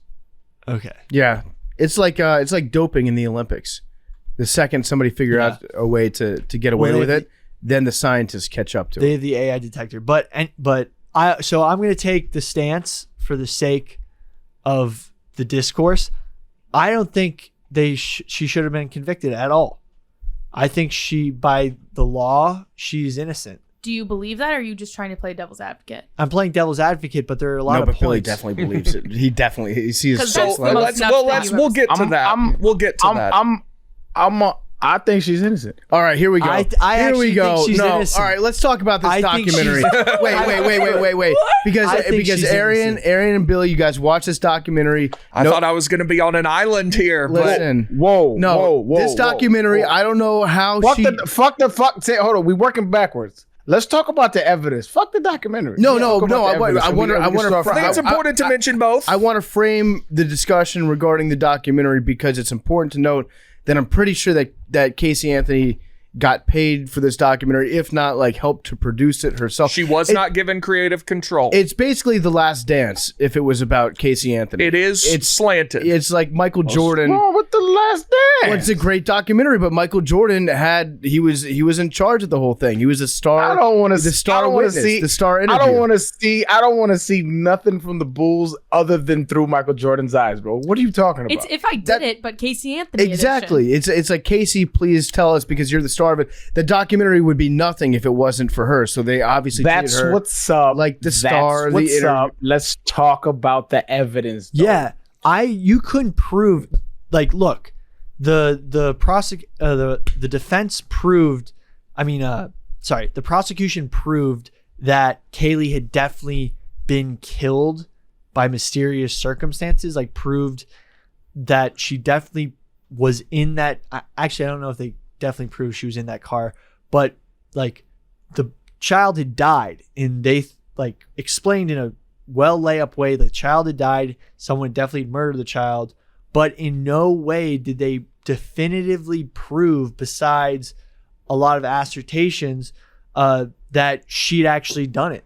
The possibility of her father, who wasn't on trial, doing it was enough to show that she might have not done it. I don't know. I disagree. So So they fucked up a lot of stuff. I think the prosecution fucked up a lot of stuff. Their explanation for the motive, not great. Where it was just like she likes to party. that didn't make sense at all. and to me. then the pictures that they showed were mostly from like one night or two nights. And this is going to be breaking news to a lot of people, but parents that have 3-year-old children sometimes go out to bars. Now, do they go out to bars necessarily if like their child is missing? Probably not like as likely, but still, you don't know what's happening in that person's life. They might go out. They might spend all week like dealing with the media, dealing with friends and family members, trying to find this child, and then they go out like one Friday night for an hour or so with their friend because they asked them to. So that to me, the explanation of like it got in the way of her hard partying lifestyle, that's a bad explanation. That's a bad motive. There are a lot of things we have to get to, but first I want to. So the main point, I guess, that the documentary makes talks about her dad. Yeah. And she claims she was sexually abused as a child by her dad and her brother. Do we think that's true? Because I think that's a big part of what you think about the case overall. Yeah, I don't know what to believe from Casey because she lies about everything. Right. And I've known people like Casey before, and I think that's why I'm like fascinated by her. People that just like lie for no reason all the time about everything. I've done a podcast with somebody like that before. So I'm naturally like inclined to find those types of people interesting. Dude. I love like I love one thing to liars. say that, but like this woman like killed a small child. Well, we were talking about Billy. I thought she was innocent. He finally admitted. Nobody said you killed anybody, Billy. Maybe I'm about to. Yeah. No, I'm kidding. Yeah, Dude, that's just like such a. Well, no, I'm saying she's a liar. I'm saying pisses me off. I'm saying that she's a you're liar. making that assertion. You're not Casey Anthony. He wasn't accusing you of murder. I'm just saying, like, and actually, Billy, before I was even starting that sentence, I was talking about somebody else, but then I was like, no, you're not. oh, Who? You want me to name names now? I actually thought at the All beginning you were talking about somebody else, but then as the sentence went on, I was like, wait. Yeah. Who? Okay, my 10th grade girlfriend. You don't have podcasts. Well, you said a podcast. You didn't have podcasts in 10th grade. I know. That's when I started talking about Billy. Was halfway through that sentence. Got it. Okay, we're all on the same page. But people that just lie, Arian, where'd you get that visual effect from? Arian, Discord is amazing. I was doing it all while Billy was reading that shit. I was reacting via emoji. So if you watch this on YouTube, you'll see it. It's hilarious. Arian's got a cap button that he can press that just lights up his screen. I like that. No, I'm just fascinated by pathological liars sometimes, and you can't really trust anything that Casey's saying. So I don't know whether or not to believe her entirely. There was one point where she kept talking about the abuser, and in her life there were allegedly 2 separate abusers, if not more, but she kept referring to it as one person. It's like, wait, I thought you said that everybody was doing this to you. I don't know. Like it's very tough to say to somebody you weren't abused unless you were there. The fact that she waited to bring this up until her trial started, that's kind of a red flag to me. She waited to bring up a lot of things several times. Yeah. Which was, I don't know if we're just like giving our overall conclusions. First, I guess we can. The dad seems like a very shady character to me. Yeah. But I also can't get over the month where your kid is missing, and she's like, "Oh well, my dad was telling me she was safe." Like I'm not taking anyone's word for if my kid is gone for 31 days. Yeah.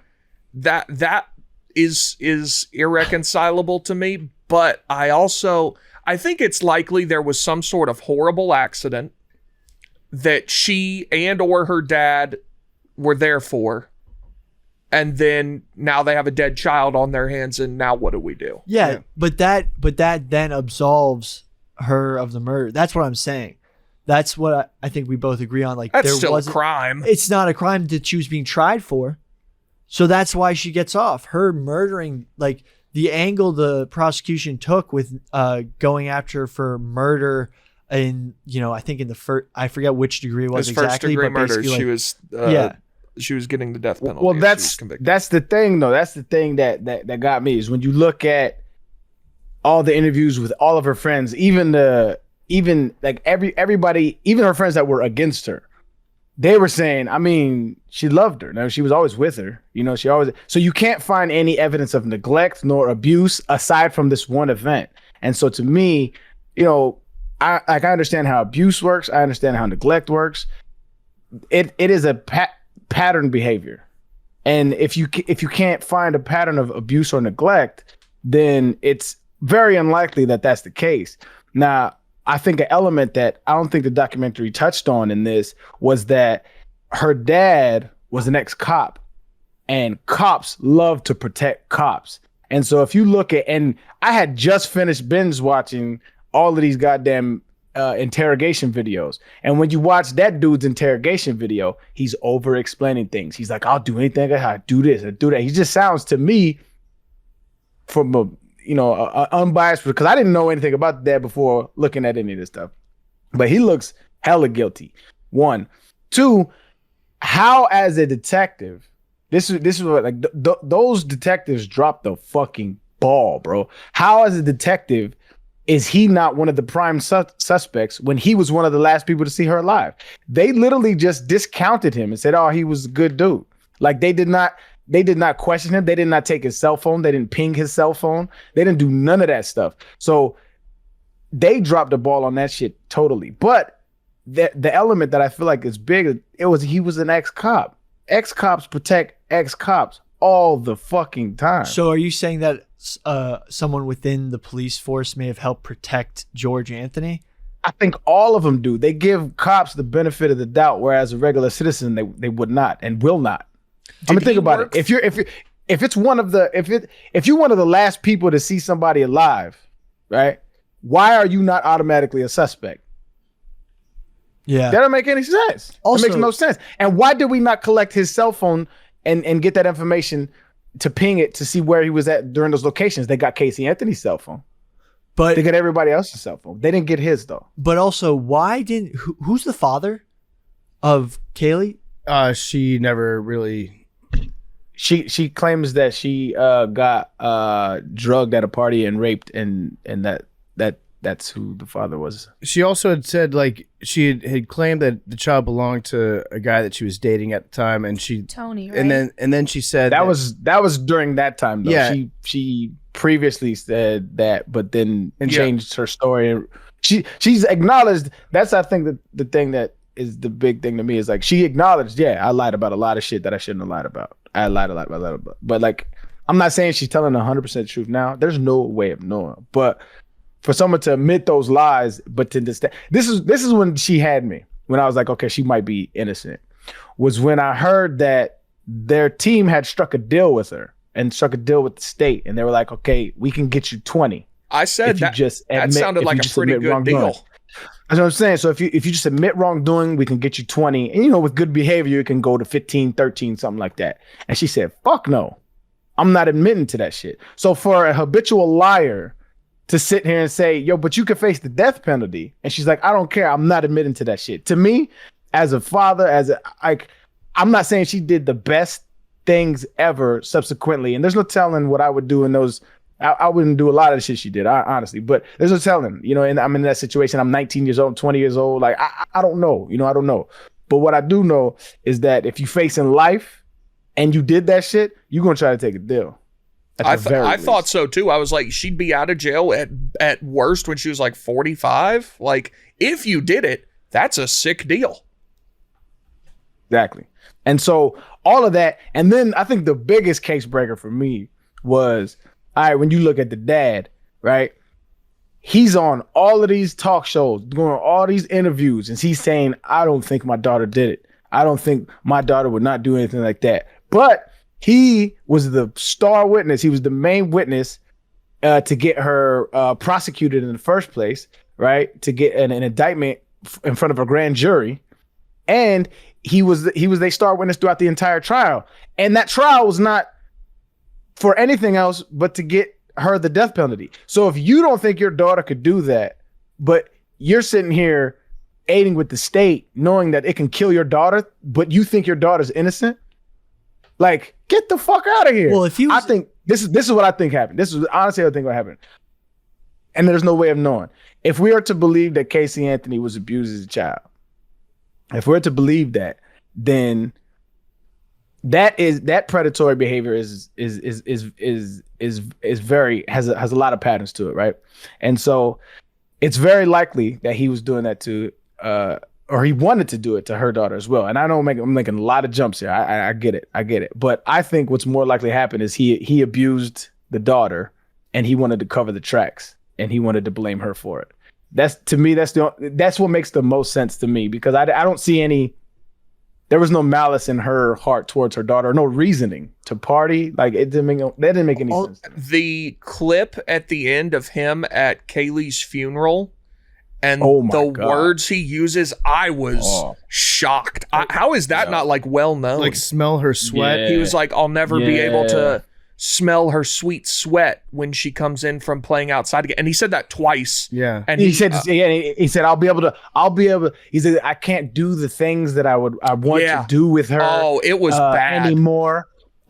he said, but I'll be able to do them with her in heaven again and be able to smell her again. Just like, even if you are not an abuser, that's odd Creepy. It's language really to weird. use That's about like- a baby, bro. I'm not a Smelling grand babies is, that's you guys. No, babies smell amazing, Yeah, but like that's people- a weird thing to say about a deceased Yeah, toddler, people. bro. I've definitely heard people say like, this baby smell is like really. Also, but really they're clean not and talking nice. about smelling a child's sweat. Yeah, no. yeah. That's, Yes. that's I'm not it's a like- it's like grandfather, baby- but I would babies- imagine if my Babies grandchild smell good. gives if Joe my- Biden smelling kids. if my grandchild passed away, I'd probably be like just devastated and be like, I hope we can meet again one day. But- that sort of thing. So if you were a former cop, you'd probably like, and this is kind of what I thought about the OJ case. I feel like a lot of, like if you make it look like someone else did the murder, then it almost like if they're trying to prosecute someone else for the murder, that they can't, but then they can't double jeopardy type thing. So I actually think, remember, George Anthony at one point checked himself into a hotel and then wrote a suicide note and threatened to kill himself. And the suicide note was shown to the jury, but we haven't seen the suicide note. He didn't end up doing it, but we don't know what was in that suicide note. We don't know if like that absolved, if it gave enough indication to the jury that it wasn't Casey Anthony and maybe it was George, or George helped cover up the body. If Caylee actually drowned in the pool. And then all the chloroform comments think like, oh, we found chloroform. And I'm in my head. Yeah. I'm in my head like, well, if they thought the baby was in the pool and then they had a chemist come on and say, yeah, chlorine can turn to chloroform in certain cases if like the body was with chlorinated water on it. And then like, chloroform was a byproduct. I was like, that's that the thing. sold me. When the autopsy report doesn't show any of that shit. That's what I'm saying. Like all the science they was using was junk. And I know they said that on the documentary, but it's true when you look at it. Like that's why it didn't stick and that's why she walked, was because none of it was provable. None of that shit was provable. And this is another reason I don't believe that shit happened. Another reason is if you're an ex-fucking cop and you're holding a lifeless toddler, your first reaction should be to call 911. He didn't. Or he didn't do friend. CPR. And all cops. He didn't do anything. Yeah. This is what I'm saying. Like, come on, dog. You didn't call, or like within the 30 days, she's missing. You don't call. Like, get the fuck out of here, dog. But like I think, and this is why like the abuse angle from Casey Anthony is either fucking brilliant or accurate, because if you've ever known that as anybody who has been sexually abused at a very young age, there is a weird Stockholm syndrome element to it. And I'm not saying that this is 100% correct, but I've known things. This is anecdotal in my personal life where people who have been abused and they have tributes towards these people. They have a certain admiration towards these people because there's like this eerie level of admiration and respect for somebody who ushered you into those moments, almost. And it's nasty, it's gross to talk about, but like those are real emotions that people feel, and it's hard for them to compartmentalize those, especially as kids. And if you're 19 years old, now you're dealing with the traumatic effect. I mean, a traumatic moment. Daughter's missing. Pops is telling you it's going to be okay. Like I can see her angle, and her angle makes more sense than the drowning angle. Her angle makes more sense than she neglected her kid and she killed her kid because she wanted to party. Her angle makes more sense. So I'm not convinced that she did it. I'll put it like Also, that. there was also mother. the mother's weird in the whole thing. I don't know who. Well, I think I think she's tired. She loves her husband, right? But she knows he's a piece of shit. Like she knows he's a piece of shit. He was also cheating. Yeah, that was weird when Exactly. Caylee was saying, or Casey was saying the entire time that her, like she growing up had to act like she had a perfect family and everything was great and everything was wonderful. It's almost seemed like cliche that she was saying that, how she felt like pressure to make everybody think that everything was fine. Her problem with her dad growing up was just that her dad lost his job.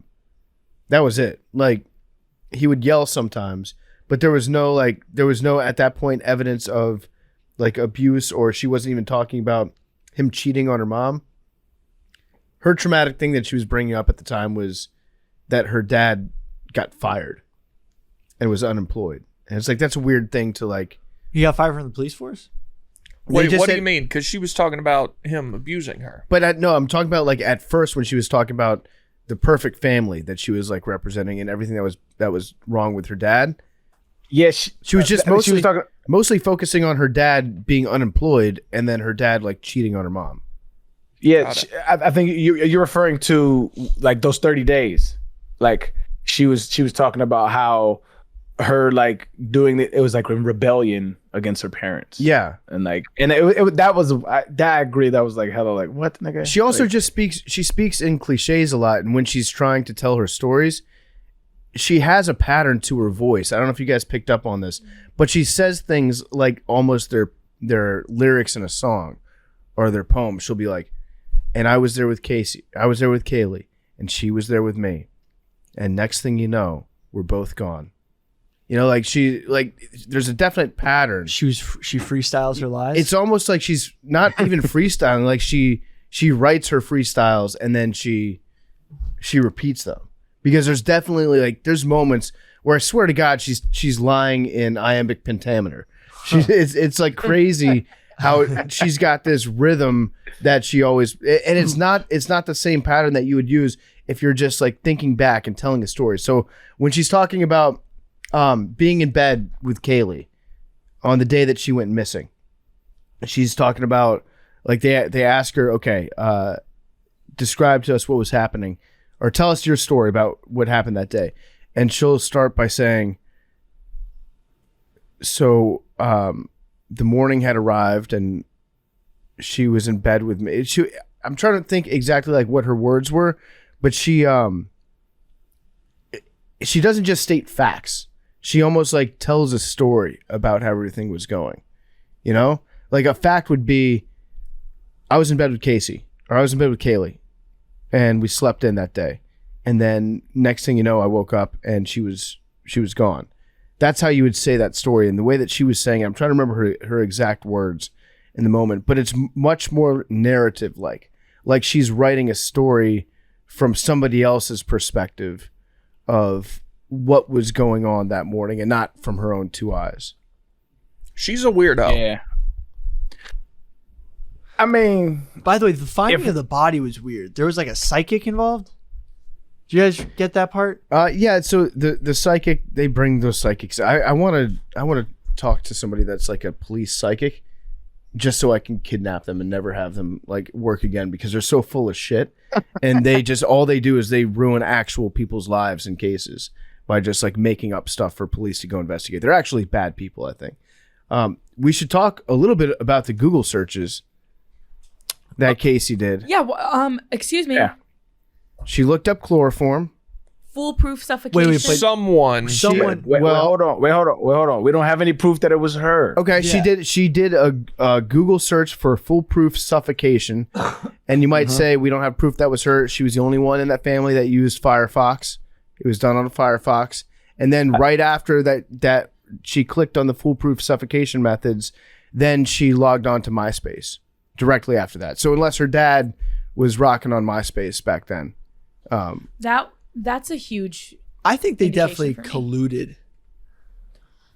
I also father. think those Google searches could have been post some sort of horrible accident, and the kid is now suffering on the brink of death. yeah. And they, Or what? I don't know. How to make chloroform? What if like when you were a kid, like if you mix ammonia and bleach, it creates mustard gas, No, we don't know that, Billy. I fucked up one time. and you did that? I went. So my aunt had a house that was like near a beach in Chincoteague, Virginia, and so we went out there. Me and my friends for a weekend, had a good time. We left some shrimp in the fridge, and then I forgot about the shrimp. I had to return to clean out that entire refrigerator because it smelled so bad, and I just got all the cleaning supplies like out from under the sink. And there was ammonia and there was bleach, and I was using both those things to clean the fridge out. And then I got this really, really bad headache. and I had no idea what was going on. And so I like left and went and laid down for a while and then returned and cleaned it out using like just one of them. And then I told my friends about that when I got home. They're like, dude, you made a very toxic combination of gases. So never do that. Yeah, never mix bleach and ammonia. That's the only reason I know how to make mustard gas is because I don't want to make mustard gas and I had to clean things a lot. And yeah, so like I'm trying to think, if you're near a pool and let's say you're like a kid, and I'm looking at it right now. I just Googled how to make chloroform from chlorine. So on the record, at that on your work computer? 136, yes, on my work computer, it says acetone, chlorine bleach with ethanol and acetone will produce chloroform. So what if there's a little toddler running around with some nail polish remover and they spill it into the pool and chloroform themselves and then drown because they like knock themselves out and then they drown in the pool? But they didn't have a pool that was like you could step into. You had to climb up and the ladder wasn't there. Damn. Yeah, I don't know what happened that day. I just know that Casey was searching for how to kill somebody, basically, and that she lied about everything that happened. And then after her daughter went missing, she didn't do anything about it. And then she lied to her mom after 30 days and said, the nanny took her mom, and then her car smelled like death. According to Casey's mom, not just Casey's dad. That's the thing. In the documentary, it's just Casey's dad. They definitely didn't let the mom in on whatever was going on. She is not without blame. Yeah, but it's definitely they only talked about Casey's dad smelling the dead body in the documentary. Casey's mom smelled it too. On the 911 call, she said, "My daughter's car smells like death. Like there's a dead body in there." By the way, the nanny the nanny existed, but was never her nanny. Was never like. Yeah, it wasn't her. She didn't. Know Didn't her. even know her. It would be like if I just like named a random person, and like she's a great liar. Imagine if like just randomly someone like, did you kidnap a child? And you're like, who? What child? And it's like this child. Like this woman says that you're their nanny, and it's like, what? No, I'm not. I'm not the nanny. Yeah, the 30 days of your kid being missing is wild to me. It's unexplainable. There's no defense for that. I don't understand it. Yeah. So her explanation is that her dad did something, and then her dad told her, "Don't worry about it. Don't call the cops.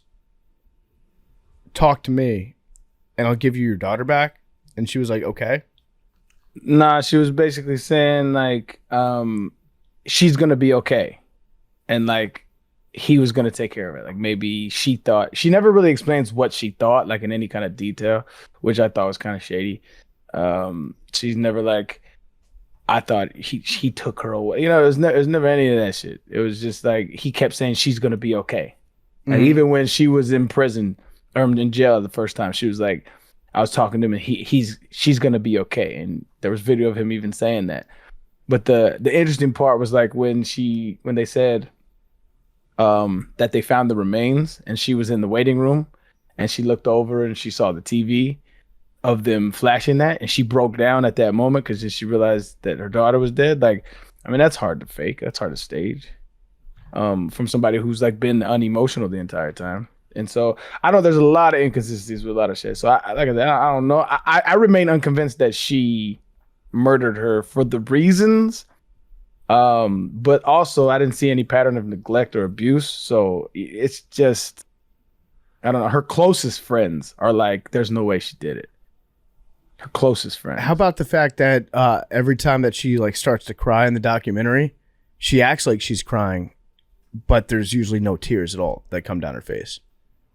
She's very good at faking. I don't crying. know that I. You judging a lot of you judging a lot of character. Why? Go back and watch assessments. Go back and watch. I saw some. All right, saw hold tears, please, because I'll go back and watch. Okay, I'm not in the. there were tears at the end. Yeah, there were some tears at the end, but she cried probably like 10 times in the documentary. And when she did, she would do the cry sound. She would sound like she was crying. She would reach her finger up and act like she was wiping away tears from her eyes, but she was never crying. I felt like I was going crazy watching that and being like, she's not actually crying. Do you think that there was enough evidence to convict her of murder? I don't know what the law in Florida is. I know that there. Fuck the law in What do Florida. you, what do you about mean the I law in don't. Florida? Well, I don't know what the law is for like what. Beyond a reasonable doubt. Same it is. But anywhere. no, but I'm saying like when it comes to things like the 30 days that we're missing, like what hurdles do you have to clear to prove guilt in a murder case in Florida? Like beyond a reasonable doubt. Fuck all that. You ain't a juror. But I'm asking you. I don't think they prove Eric. without a reasonable doubt. And like I think a lot of people like forget that the way the U.S. justice system is made up, which was like designed for this reason, is it's supposed to keep innocent people out of jail than at a greater rate than put. I think she was responsible for her daughter's death. Yes. But could you prove that Yeah. in court?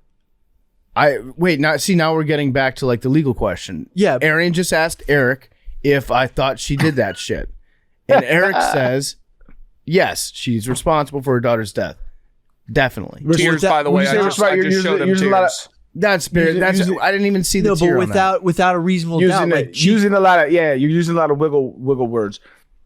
You said you think she's responsible for her death. Yes. Do you think that she orchestrated and or participated? I don't know if we're talking first degree or second degree. So you can't prove without a reasonable doubt. So First degree murder, killed with malice and intent. I Like, believe first degree is malice like planned- of forethought first degree is is like the Yeah, legal first degree is standard. like planned with intent. Like I'm unsure anybody believes that. Yeah, because I think she's definitely more guilty than a lot of people that have been convicted for murder. but like for example, there is a possibility in your mind. You think there's a possibility that the Caylee did not drown in the pool and it was covered up and the body was hidden, but like that's the way the baby could have died. Like a different that she was suffocated because Casey looked up on Google foolproof suffocation methods. But like, is there a possibility that the baby could have died a different way? Other than what? Which one? Whatever you're suggesting. Well, that's the thing is like since nobody was there when it happened, it's impossible to say exactly how the baby died. So that What is why she was about let off. Caylee being disposed of in the exact same manner that George Anthony used to bury their pets? Well, that's probably the exact same way that Casey Anthony learned how to dispose of things. Or I don't think George. you can't say that directly implicates him. No, it's not enough to convict someone of murder, but it's interesting. No, but there's other things. Also, what was that sticker stuff? Oh, listen, if your daughter dies and you put her in your trunk and drive around for 30 days with your dead daughter, Do you think that's what happened? it could. Well, she had her dead daughter, and it was in her trunk, the trunk of her car. That's what you're There implying. were hairs that were found in there. It smelled like death. Smelled like death. Her daughter was in the trunk of her car for 30 days after she died. I'm gonna say that There's no proof of that though. but there's like her hairs and shit are in there. But the hairs could have been anyone in the families. I don't know if that's true. Or I don't It know. is. They didn't exclusively prove that they knew it was a female on her side of the family. They didn't prove that it was her. Yeah, so it could have been Casey Anthony's hair. How would Casey Anthony's hair be in the trunk of her own car? Dude, you girls' hairs get Open everywhere. your bro. trunk to put groceries in there. I don't know. I'm just saying. I don't know. I think she was in some way, something really bad happened, and she and her dad probably both knew about it. I don't think she said, I'm going to kill my daughter because I want to go out and party more with my friends. That makes no sense. And if that's the best like motive you've got, you're probably going to lose your case, which they did. Yeah, the partying method or the partying motive did not make any sense to me. And also the Bella Because Vita. she didn't even party that hard. the Bella Vita tattoo. Yeah, she wasn't even a real partier. She bro. wasn't. If you're gonna, She wasn't hardcore. She was a shot girl. She was a shot girl. if you like I'm going to kill my daughter because I like to party so much. If you're at that level, then partying is your entire life. And she probably would have been like doing crazy drugs, way more weird. the pictures of Casey Anthony would have looked a lot more like Hunter Biden than of just like a girl at a club giving out shots. Yeah. It is weird that she got the Bella Vita tattoo at day 12 of Caylee being missing. Yep. Very strange. And then was writing about how she had never been happier and she hopes that this happiness remains in her life. Like, those are weird things to write about when your daughter is missing and you're not telling anyone. Yeah. She definitely had something to do with her daughter's death. She was definitely responsible for her daughter's death. And then the cover up afterwards, she was in on that too. Now, this is also just a huge advertisement for birth control. Yeah. Is it? Okay. Not killing your children? I mean, Now- some people just I had a wild take. Let me Okay. know what y'all think about this. Let's just say for a minute, she's innocent. Didn't do anything. Completely had no idea, right? So she goes on trial for her child's murder. Everyone, even after she's acquitted, everyone in the world thinks she did it. Now has no contact with her family. Believes her dad killed her daughter. And while she's out of prison, I would imagine her quality of life isn't incredible. If all of those things were the case, I'd kill my dad. Yeah. If I truly believed, if I really didn't do it and I believed my dad killed my kid and I was like living this life that like, sure, you're not in prison, but like everybody in the world hates you and thinks you killed your kid, I'd just go get my money's worth. I'd kill my dad. Yeah. Yeah. I think that's actually a very rational. why. By the way, did anyone see the picture of her dad with like the neck brace? Yeah. Mhm. Okay, that guy's guilty. That's a guy he's looking laying on for pretty sympathy. If you're walking out of if you're that hurt that you need that type of neck brace, and you're walking outside with that on, You shouldn't be out of the hospital. yeah, Yeah, that's and that's you- someone looking for attention. You wait like, to do the news interview until your neck brace is off. yeah. But yes, Big T, I think that's a completely rational decision-making process to have. If your dad tried to get you sentenced to death, And to the had death penalty, and had done the other things that she accuses him of doing. and you know that your dad molested you, molested your granddaughter, and killed your granddaughter, absolutely you kill your dad. Yeah. But like, come on, The let's fact be that rational the here. fact that Casey she- Anthony did not commit murder proves to me that she did commit murder. No, the fact that she did commit murder might show that she isn't like capable of murder. Because she made it up. She made up the part about her dad, all that stuff about her dad. I think her dad's a scumbag. I think her dad's a real creep. I don't know what happened between her and her dad growing up. Dad tried There's no way for us to say like definitively she's telling the truth about being abused or not. Like that takes a psychologist with years of training to be able to dig into that. I'm just saying I think that she lies about I think If everything. him being a scumbag and a creep who may have done some really fucked up shit isn't enough to say he's a murderer, her being a liar isn't enough to say she's a murderer. But there's a lot of other stuff that she did that you could say that she's a murderer for. I think the father 100% helped cover up the murder. Could be. Yep. Yeah, but even if that's the case, like why I get like stumped is okay if he helped cover it up and he's an ex-cop and he knows how these investigations go.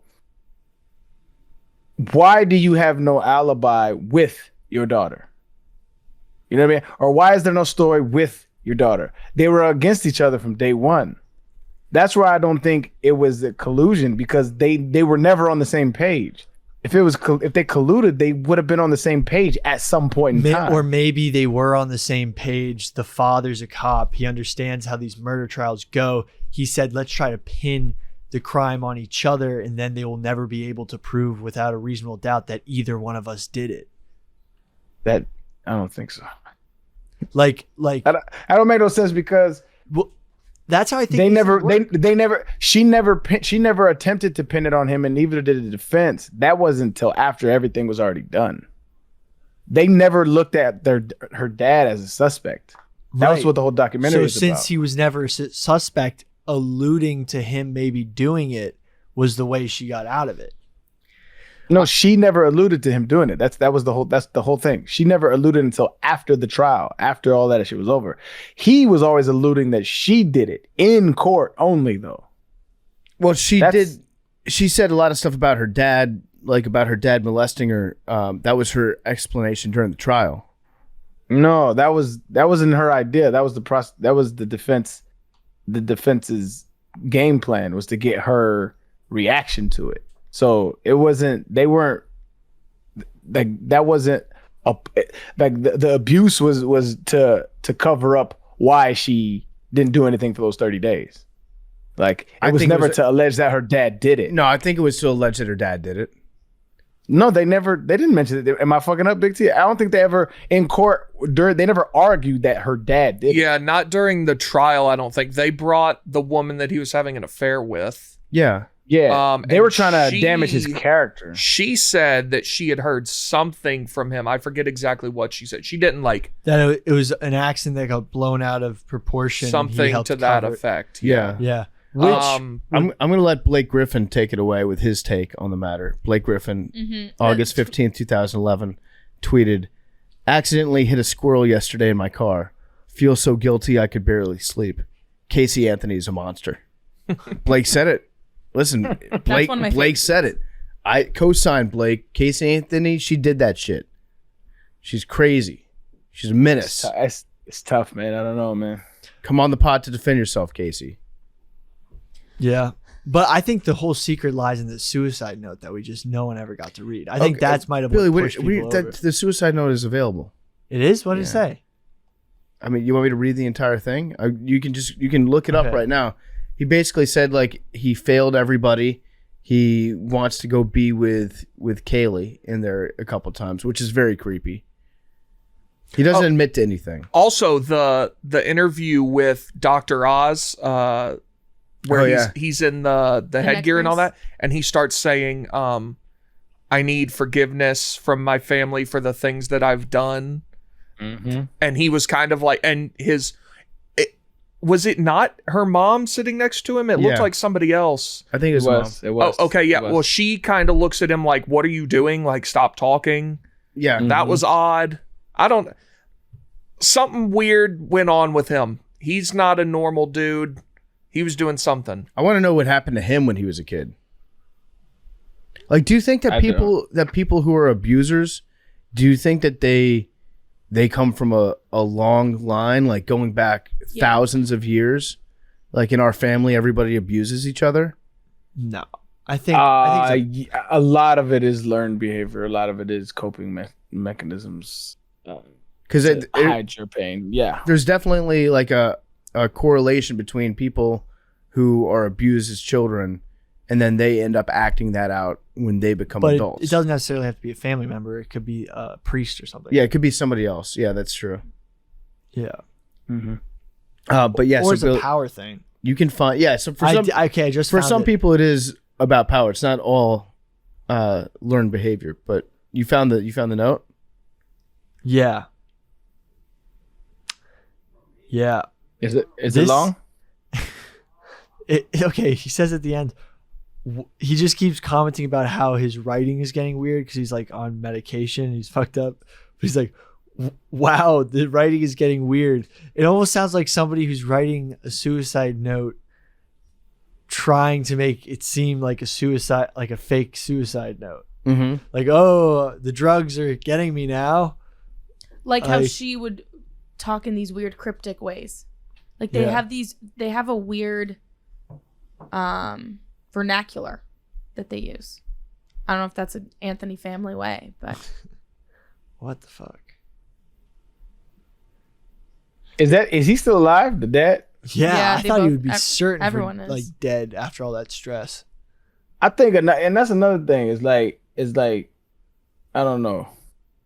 Because this nigga bought a fucking boat and wanted to go search for missing kids. That's how inspired he was by this. But like now your daughter's still looking for answers, and you don't want to talk about it no more.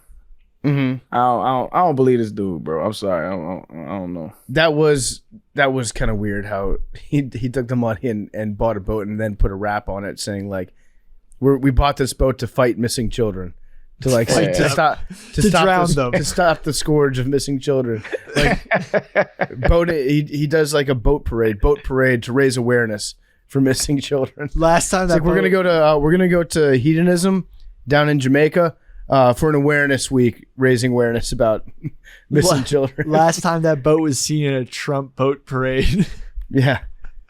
Yeah, the boating aspect. That guy's a weirdo. There's something weird going on. I agree with I don't that. know, maybe murder. Yeah, arrest both of them. Put them So both I in jail. think in here we have, I think 3 people who say she should not have been convicted of first degree murder. Yeah, wait. Raise your- Whether you say she had something to do with it, whatever.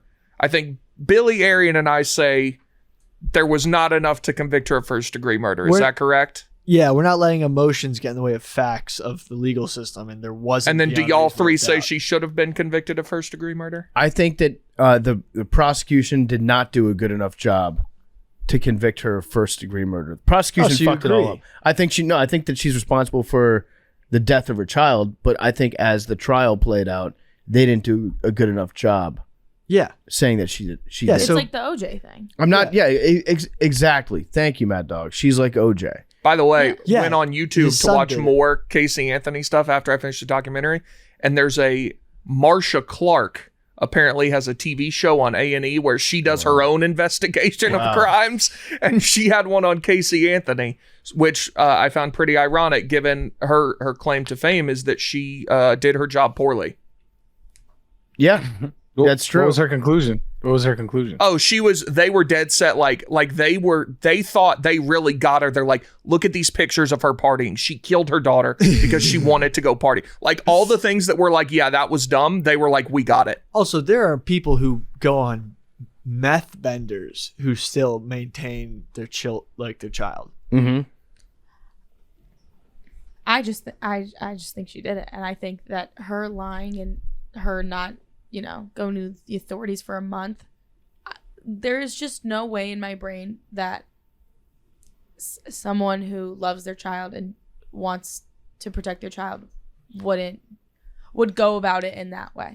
To be honest, the only way that makes even a shred of sense is if she's telling the truth, because there's no way that your kid is gone for a month and you're not doing something about it, unless it really was that she had this weird Stockholm syndrome with her dad who'd abused her, and she thought that like if she did something that he was going to hurt her, and that she just had to take him at his word. And even then it doesn't make a lot of sense, but that's the only way it makes any sense at all. Mm-hmm. I agree. That angle makes more sense than the I'm a party girl. You know what I mean? Yeah. Like, that makes way more. It just makes more sense. Have you seen the police interrogation videos of Casey Anthony? Yeah. They're fascinating. She's just lying about everything. It's like every she's talking with her sentence. friends at the mall. Yeah, every sentence out of her mouth is a different type of lie, and it's effective because the cops don't know how to deal with somebody that's just lying to them with complete confidence, and then when they get called on their lies, then they have another lie to explain that. It's just never-ending series of the cops being so frustrated with her. But she's maybe one of the GOAT liars. Do you think it's plausible that she was being instructed as she has claimed? She's claimed that her dad was like, okay, say this, say that. Now that's the dynamic that I can't get over. It's like, okay, her dad's an ex-cop. He's telling her, okay, it's going to be okay. All alleged, right? Allegedly, he's telling her it's going to be okay. Allegedly, he sexually abused her. Allegedly, she has all this okay, he's an ex-cop. He has this hold over me. He actually knows how this process is going. So now he's feeding her all this information of what to say and to keep lying, and it's going to be okay, all the while backdooring her, blaming her for it. You know what I mean? I don't think that shit. I don't think it's true because the stuff that she was saying to the cops, her explanations and what she was saying during the interrogations made no sense. So like it would not have been coached because it was all really bad. That's my whole point is like it couldn't have been premeditated on anybody's part because there was literally no alibi. They had no game plan. She had no game plan. He had no game plan. But what was consistent was the misdirection by the father. The misdirection was very consistent because in the courtroom, he was a different person than he was in the media. That's the only thing that is consistent. And if you're trying to sow confusion throughout the entire thing, he is the only candidate that makes sense as the orchestrator of that. I'm gonna give out extra optional homework for people if you want to watch on YouTube. Watch I think it's called "There's Something About Casey." That's what I watched this morning. Yeah, and see what a great liar she is. Yeah, I watched that this morning, and to kind of get both sides of it because I couldn't just take Casey Anthony for her word. Yeah, there's something about Caylee that's by JCS Criminal Psychology. They're the people that did it's the one with the meme of this is what pretending to be crazy looks like. Mm-hmm. And it's that guy sitting in a room with one of the school shooters who's claiming to hear voices but just making up the entire time. There was a school shooter who pretended to be crazy. I think it's TJ Lane, or what's his name? I think it was a Parkland shooter. Him. Yeah, he was pretending that like voices were telling him to do it, but he was making the entire thing up. Yeah, he was just like, oh, the voice. Like he was just. The Florida? Yeah. Yeah. Was it the TJ whatever his name is? You said TJ Oshie, and I was like, no. No, I didn't say TJ Oshie. TJ Lane, whatever his name is, I don't know. But yeah, Arian, you should watch There's Something About Caylee because it's got all the behind the scenes, the actual interrogation footage. Watch that. When she's talking about her job at Universal Studios. Mm-hmm. And well, yeah, no, she lied her ass off that entire thing. Absolutely. But like, listen to her talk and the way that she's describing things. It's not the way that a normal person does. But you keep using that, but not very much. You're not selling me on that because it sounds like it's a personal. Like you indicted her in your head by when you're listening to her. I don't know shit about the case until I started watching this shit. Like I've heard the name. I heard she was I heard all that shit, but I didn't really know what was going on. So I, like unbiasedly, well, when motherfuckers be crying like that shit really don't even move me. Like that shit. I seen motherfuckers lie to my face with that crying bullshit. That shit doesn't move me. I was just looking at everything surrounding it, and so it's like I don't really judge her character because you could be lying to me all day. I don't. That doesn't matter. The shit around it just doesn't make any sense. If anything, like I said, if anything, guilty, not guilty, cops dropped the ball on investigating Pops. That's for sure. They fucked that up. Yeah. They did. The prosecution was really, really bad. So if you want to get away with murder, move to Florida. That's my takeaway from everything. Seems pretty easy to do. Also, the defense attorney that she had, that guy was... The second that guy started to talk, you're like, this dude's smooth. He was good. Baez or the one that they interviewed? Baez. Yeah. When Baez started talking, it's like, oh, she's getting off. Another weird thing was after the whole shit, the whole lawyer team like took her in like as family. That was very odd to me. Mm-hmm. Like that shit just doesn't happen, bro. I'm just saying, go watch some other things besides just this documentary that was like the Casey Anthony show. You will at the very least come back thinking that she's definitely responsible for the death, even if she should not have been convicted of first-degree murder based on that evidence that was presented to the jury at the time. Just check it out. Because I get the vibe like it is. Like, are we sure that she did not have final cut over these interviews? That's what they said. I watched the documentary this morning, cramming, but I was looking at more information off of basis of the evidence and what was shown to the jury because I wanted to like not be swayed too much. And there wasn't a smoking gun. Like to get someone to actually prosecute for murder, and not saying this is how it works every time in the justice system, because plenty of people have been prosecuted for murder who are innocent, and it's largely institutional racism that causes it a lot of times. This was like where the system worked in the right way, but for the wrong person. Mm-hmm. Yeah. No, I think that's a fair way to look at it. And same with the OJ. Well, I think the son did in the OJ case, but like the OJ case, they weren't able to prove without a shadow of a doubt that it was him to do it. And I think today there's way more evidence, be it Ring cameras and everything, that will probably prevent something like this from happening. Like think about if there's a Ring camera in the backyard of Casey Anthony's house. Mm-hmm. That's true. They father's cell phone that they didn't ping. This is what I'm saying, man. Yeah. They had some shit. They just dropped the ball on that shit. But also listen to some of the jailhouse conversations that she has with her parents, because they only showed like small clips in this documentary. Like her dad and her were talking the entire time, and she was like lying to her dad too. So that About what? just about what happened, like when they were having conversations about what happened to Casey or what happened to Caylee, and she was like lying to her dad about where she had been for the last month, but they didn't show that in the documentary. It's really strange what they chose to show.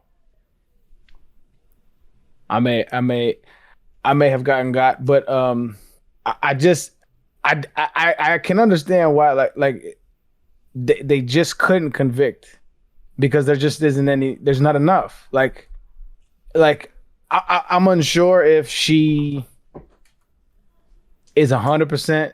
You can absolve her 100%. Like there's some things that I don't buy. Like I don't buy a lot of the shit she said, but I didn't see any pattern of neglect. That's what fucked me up. Like usually in these cases, like there's a pattern of neglect, and there's stuff like the coroner can see. You know what I'm saying? But it just wasn't the case. It just wasn't the case. All her friends say, "Nah, she was a good mom. Nah, she was good, but she's lying. Like she's a liar." That was the big thing, that she's a liar. Yeah, she was definitely a liar for sure. What do you? She might still be lying. What do you think would it take, like a piece of evidence it would have taken to actually get her prosecuted? A weapon?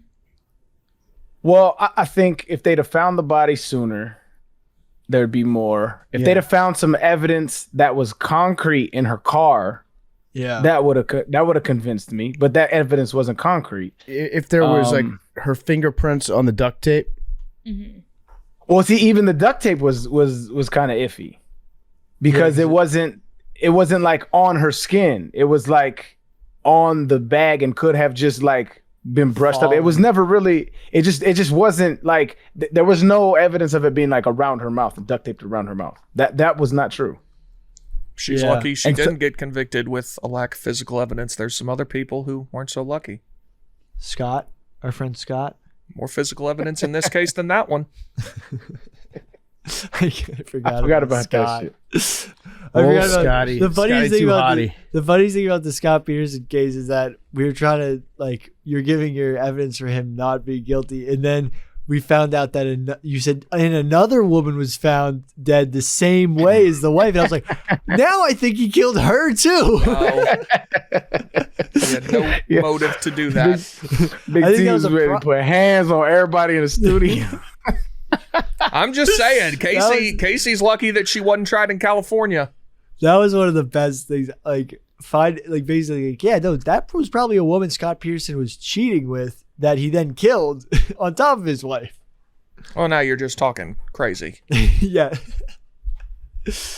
Oh man. Also, in the jailhouse tapes, if you listen to them, she's talking to her parents, and she goes, "I'm so glad that Caylee had both of you."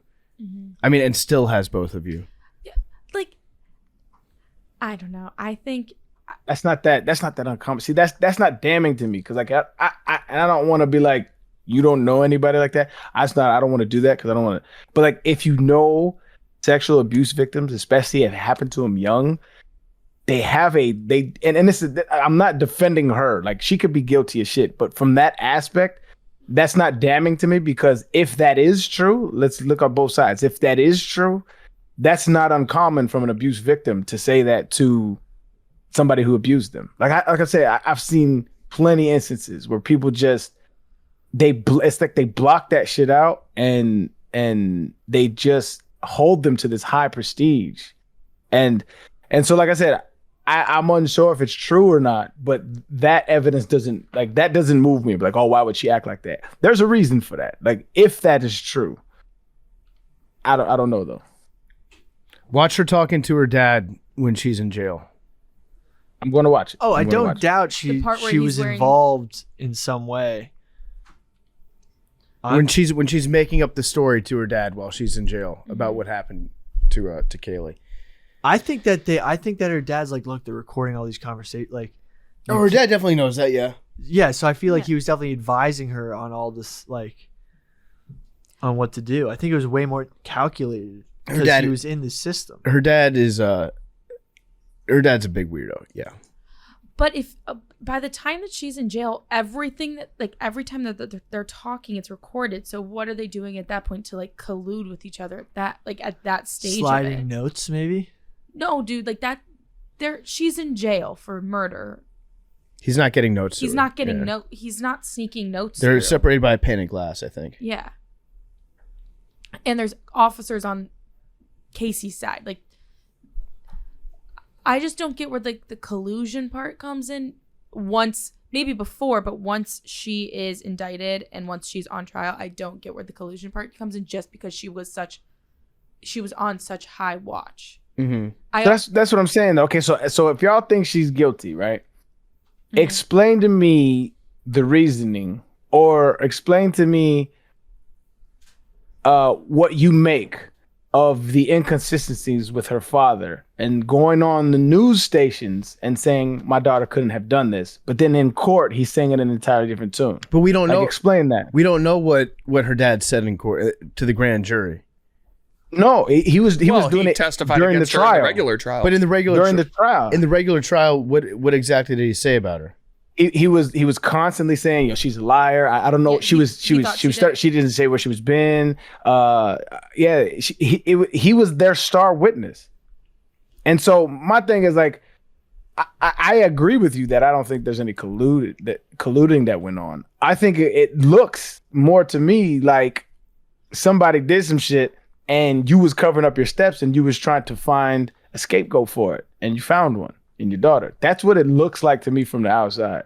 Or I'm gonna look at this other shit, but he knew that since he did it and maybe she was involved, that if he pinned it on her who didn't do it, the courts would not be able to prove without a shadow of a doubt that she did it, and him piling on her would then make it able that they both get off and everyone's scotch free. That would make sense, but to me, what nullifies that is subsequent to the trial, they don't speak anymore. They don't talk. They haven't had any words. So if they was close afterwards, I would say that kind of makes sense. We're like, hey, we got away with it. We did it. You had my back.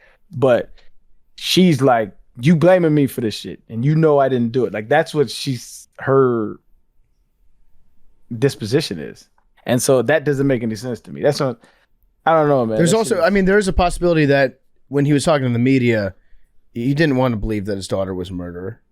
And then time goes on, you show up for trial. It's been years. It's been 3 years. Your granddaughter's dead. Your granddaughter's dead, and then you've been talking to your daughter in prison or in jail, and gathering more facts. And you're like, yeah, she did that shit. He was clearly distraught about his granddaughter being dead. He couldn't smell her sweat anymore. That's true. That's true. He was devastated. So that's very, very creepy. And the wake is just, I don't think that's how a normal person would act. Doesn't make any sense that he would say things like that. I don't know. Grief does weird things to people, right? I guess it's hard to. Could have done weird things to Casey Anthony. I guess all I'm saying is that it's tough to judge somebody if they're going through an extremely emotional situation like that. Probably taking some sort of Xanax or mood stabilizer. Who knows? It is creepy. It does come off as extremely creepy and unusual, but it's still at the same time tough to be like, that means he was molesting her. Right. Well, what Big T said, he was like, well, yeah, she might have been acting weird because of the grief. The whole time, though, before she, those 31 days and before she got indicted, and she was like, I know she's alive now, she's alive. She's not going through, grief in her head, because she kept being like, my gut is telling me she's alive. My gut is telling me she's close. I know she's alive somewhere. So she shouldn't have been going through the grieving process, because in her brain, or, whatever, if she's innocent, Caylee is still alive somewhere with Zenaida. Well, that's what. No, she thought she was with her dad. That's what I said. The only way that makes sense is if that's actually true. Okay. Is if she thinks she's with her dad and her dad is telling her, yeah, it's going to be fine. And it actually makes sense that she's out there living her life then, because then she just wants to get her mind off. Yeah, what choice do you have? To try to get your daughter back, I would assume. But that's what I'm saying. The only way it makes sense at all is if what she said is actually the truth. What are the chances of that after what we've known about Casey Anthony? I don't know. What are the, I would say equally likely as that her daughter was just like gone and she didn't do anything about it. I guess. If everything she said is true, it makes sense. Which, like, it sounds dumb, but if you killed someone, the story you come up with would likely have some holes in it, which hers still, I guess, does, but the things that need to be explained are explained by her, whether you believe them or not. If they're true, then it kind of adds up. She thought her dad maybe was abusing the child and killed it accidentally or intentionally. The dad is telling her, like, and she has some sort of weird Stockholm syndrome with her dad. She's still fearful of him. Her dad's telling her the kid's going to be fine, whatever. So she doesn't really have a choice other than to go along with that. Then finds out the kid is dead. So, like, you know, it kind of makes sense if that's what happened. From her dad's perspective, if you've been publicly defending your daughter and you don't know what's going on, you don't know what happened, you've been saying my daughter didn't do this, there's no way, she loved Caylee too much. You go into jail, talk to your daughter, ask her where is she. She gives you an explanation about, first, a nanny that has her, second, she's got to still be alive, and then it's found that your granddaughter is dead and she's been wrapped up with all the things from your house. At that point, you know that your daughter did it. Mm-hmm. There's only so many other There's no other explanation. Yeah. So at that point, do we know the corroboration? Do we know the corroboration? Yeah, she did it. Though this is what I'm saying. Do we know the dates in which he was saying those interviews versus the trial going on? That's important. I don't have them. No, I don't have. Do you have those, Big T? No, but I would assume it was considerably before because the trial took a long time to get going. Yep. It was in 2011, correct? Yeah, and the thing was in 2008. After. So I would assume any interviews he was doing on TV was in 2008. Before they found the body, which was in like December, I think. December of 2008. Yeah. All right. So, show of hands. Did Casey Anthony do it? Hand up if she did. See, I don't know. No. No, that's what I'm asking. Yeah, I think she did it. Okay. I think she was involved in the death, but I don't think there was enough evidence to convict her. Yeah, so we're talking. It's like OJ all over again. Yeah. Left well, I hand think up. the son did it. Yeah, left hand up. Casey Anthony murderer. If I had to manslaughter, child neglect, 100%. If I had to guess what happened, there was some sort of accident, and she probably knew the kid was dead before she claims she did. Now, I don't think she murdered her. So it's, I don't know how to answer that question. The internet searches for suffocation. That's tough. Suffocation. I know, but I just Googled how to make chloroform. Yeah, but you don't have any. We know why you did that. We know why you did that. Why would Casey Anthony Google? She was on a podcast. No. Back in 2011. We don't know she's the one who Googled that. It was done on her Firefox, and the next website. If the evidence, the next website after that was MySpace. Was her dad on MySpace? I don't know. Hold on. Do you have the timestamps to prove that? The timestamps on the internet. Well, so that was the other thing. That's true. This says the television in Orlando reported that police never investigated the Firefox browser information on Casey Anthony's computer the day of Caylee's death. Correct. They only looked at Internet Explorer. Correct. Evidence. Which is why they didn't find foolproof suffocation and use that in a trial, because when they looked at Firefox, that's where they found that somebody did a Google search for foolproof suffocation. Oh, so that was never in the trial? That was, as far as I know, that was not in the trial because they didn't look at Firefox. So how'd they find it? Okay, so Orange County Sheriff's Captain Angelo Neves said Sunday the office's computer investigator missed the June 16, 2008 search. The agency's admission was first reported by Orlando television station WKMG. It's not known who performed the search. The station reported it was done on a browser primarily used by the 2-year-old's mother, Caylee Anthony, who was acquitted of the girl's murder in 2011. Counterpoint. So they missed it. Counterpoint. Her detective father, who killed the child, knows that these kinds of things are looked at. He knows this very well. You think he knows to use a different browser? I think that it's plausible. You could be the smartest police officer in the world, and if you're above the age of 50, you don't know what technology your 19-year-old is using on their private computer. I don't know. What? So She wait. stated that everybody had everybody's passwords. Yeah. So the evidence is that it was on Firefox instead of Internet Explorer. And then right afterwards, it went to MySpace. So you're telling me he had? Do you have the? So you keep saying that, but give me the timestamps. What do you mean right after? What matters? Again, something that a detective could have done if he was trying to frame someone for murder. But let's just say he had no clue which browser she used, so he had a 50-50 shot. That's like the best.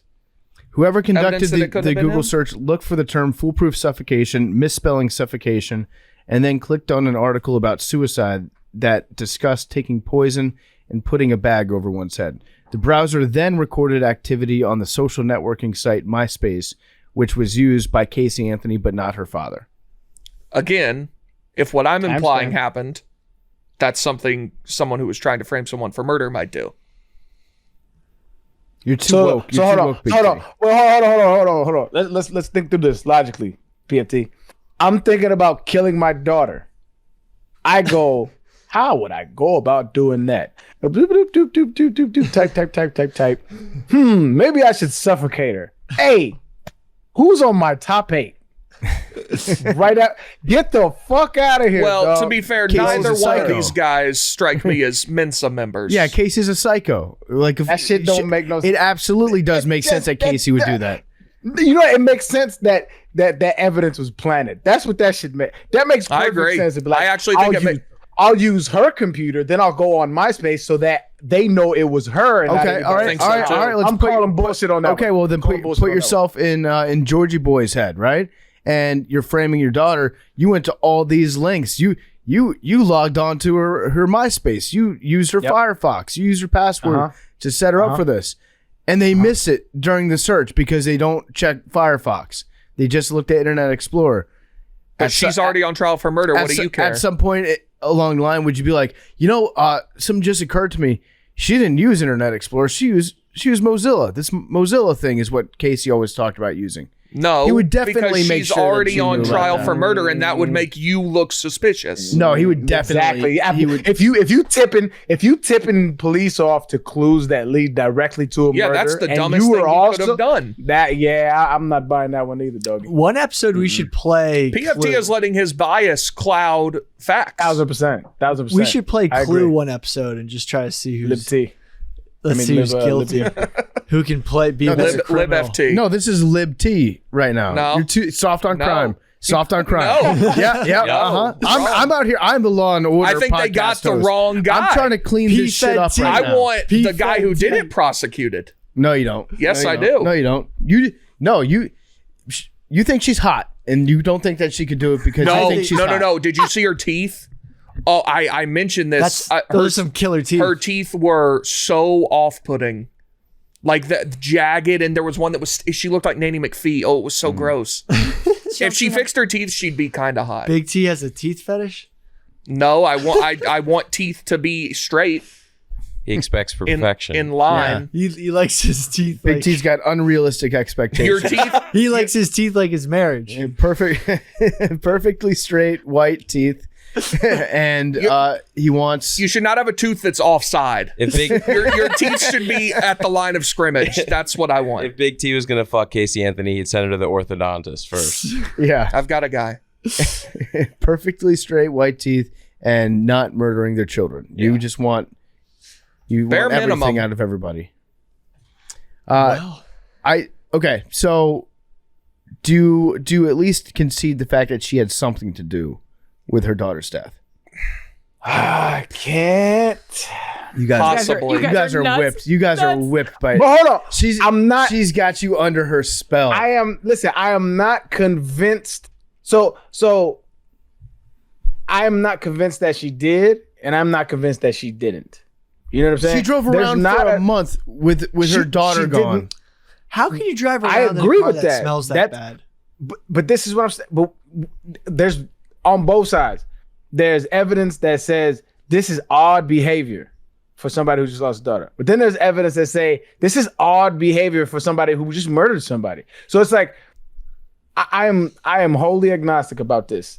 I do not think that she murdered her, but I remain unconvinced that she's 100% is innocent. So like I don't know where to go. I need to see more, but I mean we can't now. I also I don't know that I buy that she would tell police like for 2 weeks, just make up all these stories, leading them down wild goose chases when she knew that her dad had taken her daughter's body. I don't know that I buy that if her dad had abused her, that she would just completely neglect the life of her own daughter for that long and come up with all these different stories on her own while talking to police. I don't buy that. I think might act erratically if you were on the precipice of being charged with murder. it's one thing to act erratically. It's another thing to invent an entire fantasy world. And she's a wacko. and tell She's a whack police- job. Nobody's disputing that. yeah, Her father also a whack job, strange guy. and something weird happened, and a kid ended up dead, and we got a 50-50 shot at which wacko did it, and there's not a ton of physical evidence saying that they got the right one. Okay, so I will say that when it comes to her dad, the fact that his hair was like completely white, but his eyebrows were like dark brown, very strange. That's a sign of an insecure man. That's always a strange Sus. combination. Sus. Wait, Hashtag investigate Greg Anthony. George. Brother. Not Greg Anthony. George. He does a great job on TNT. Him too. wait, who? Wait, Okay. who? Hashtag investigate George Anthony. George. Didn't he assault? No, never mind. Yeah, Greg Who Anthony. pushed- Oh, he used to play ball. Okay, yeah, Mhm. my fault, homie. My fault. North We like Carolina. Greg I Anthony. think. Hughes brothers out there. My fault. I mean, look at his hair. It's just white, and then his eyebrows are like jet black. Well, maybe I think that's how that works. No, it's not. I think that's very commonly Italian. Is it? Yeah. I mean, look at Martin Sheen. Let's look at Martin Is Sheen. Martin for Sheen our- Italian?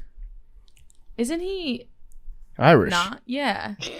What are you talking about, Billy? His name's Martin Sheen. Yeah, I'm pretty his sure the real entire name- his entire real- subplot of The West Wing was about how he was Irish Catholic. But do you know his real name?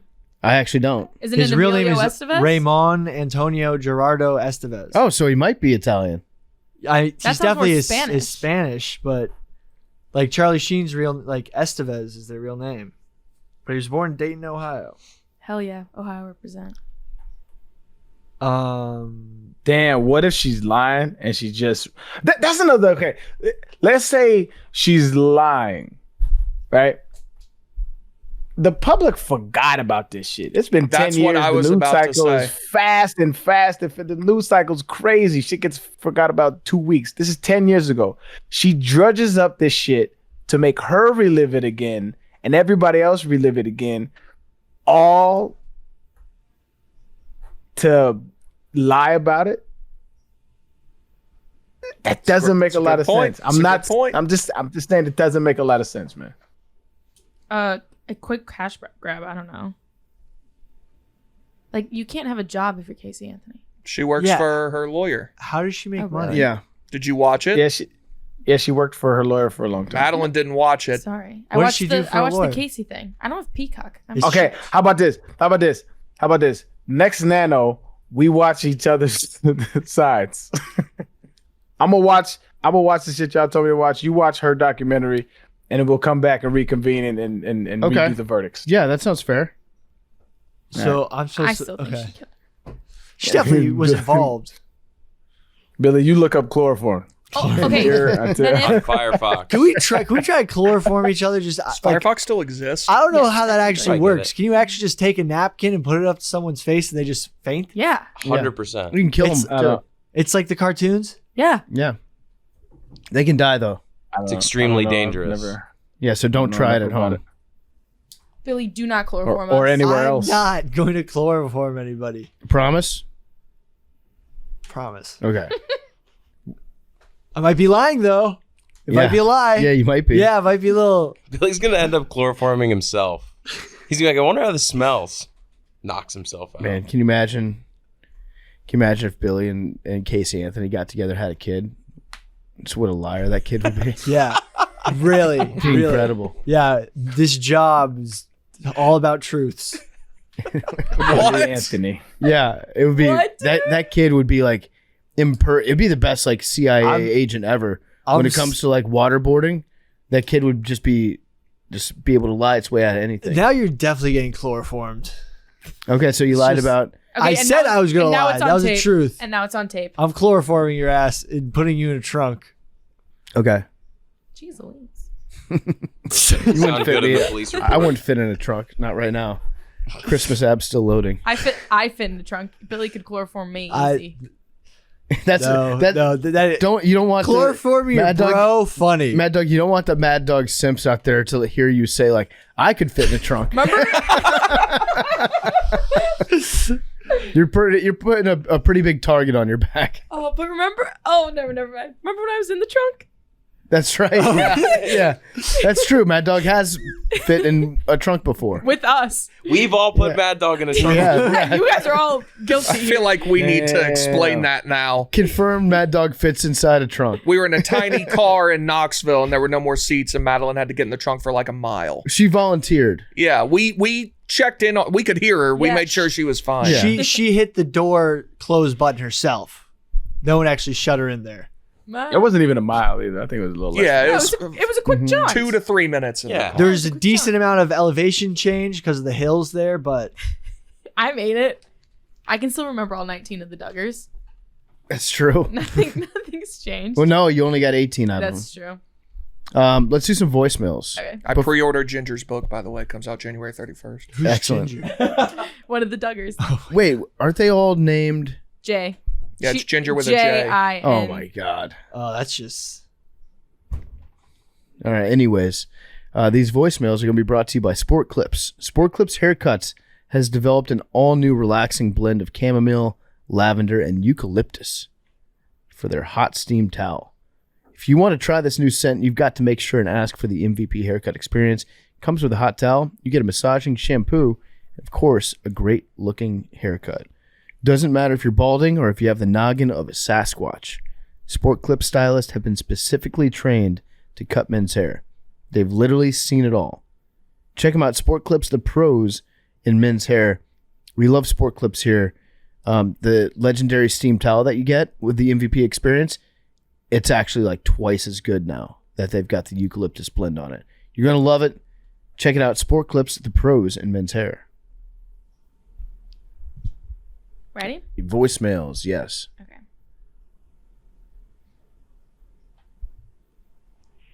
Yo, what up, Macrodosing crew? This is Kyle from Vegas. I got a question for you all. It could be, okay, so my thought was football, but it could be any sport, whatever you really want. What's like one professional athlete that you just couldn't stop watching that maybe isn't like, you know, the big name quarterbacks, yada, yada, yada. For me, it was definitely Cam Chancellor when he was in the Legion of Boom in Seattle, when he was like hopping the O-line to block field goals and just like absolutely laying lumber. Like, I'd love to hear what all you guys think about like random athletes that you just could not get enough of. All right, peace out.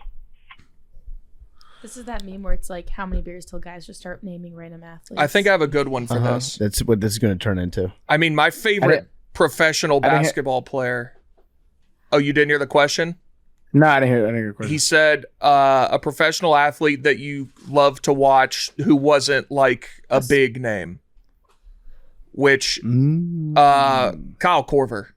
Kyle Korver is Love like a him. bigger name, I guess. Like, he was an incredible shooter. Yeah. But I fucking loved watching the Hawks win Kyle Korver. One of my favorite clips ever is he hits 4 threes in a minute. Have you seen that? No. Oh, it's so awesome. It ended up being 11 points because his foot was on the line for one of them. But he hits 4 threes in like 63 seconds. It's incredible. I'll find it and send it. Is Patrick Beverly too big of a name? No. Nah. Yeah, I like watching Pat Bev. Yeah. For basketball, there's a bunch of football players.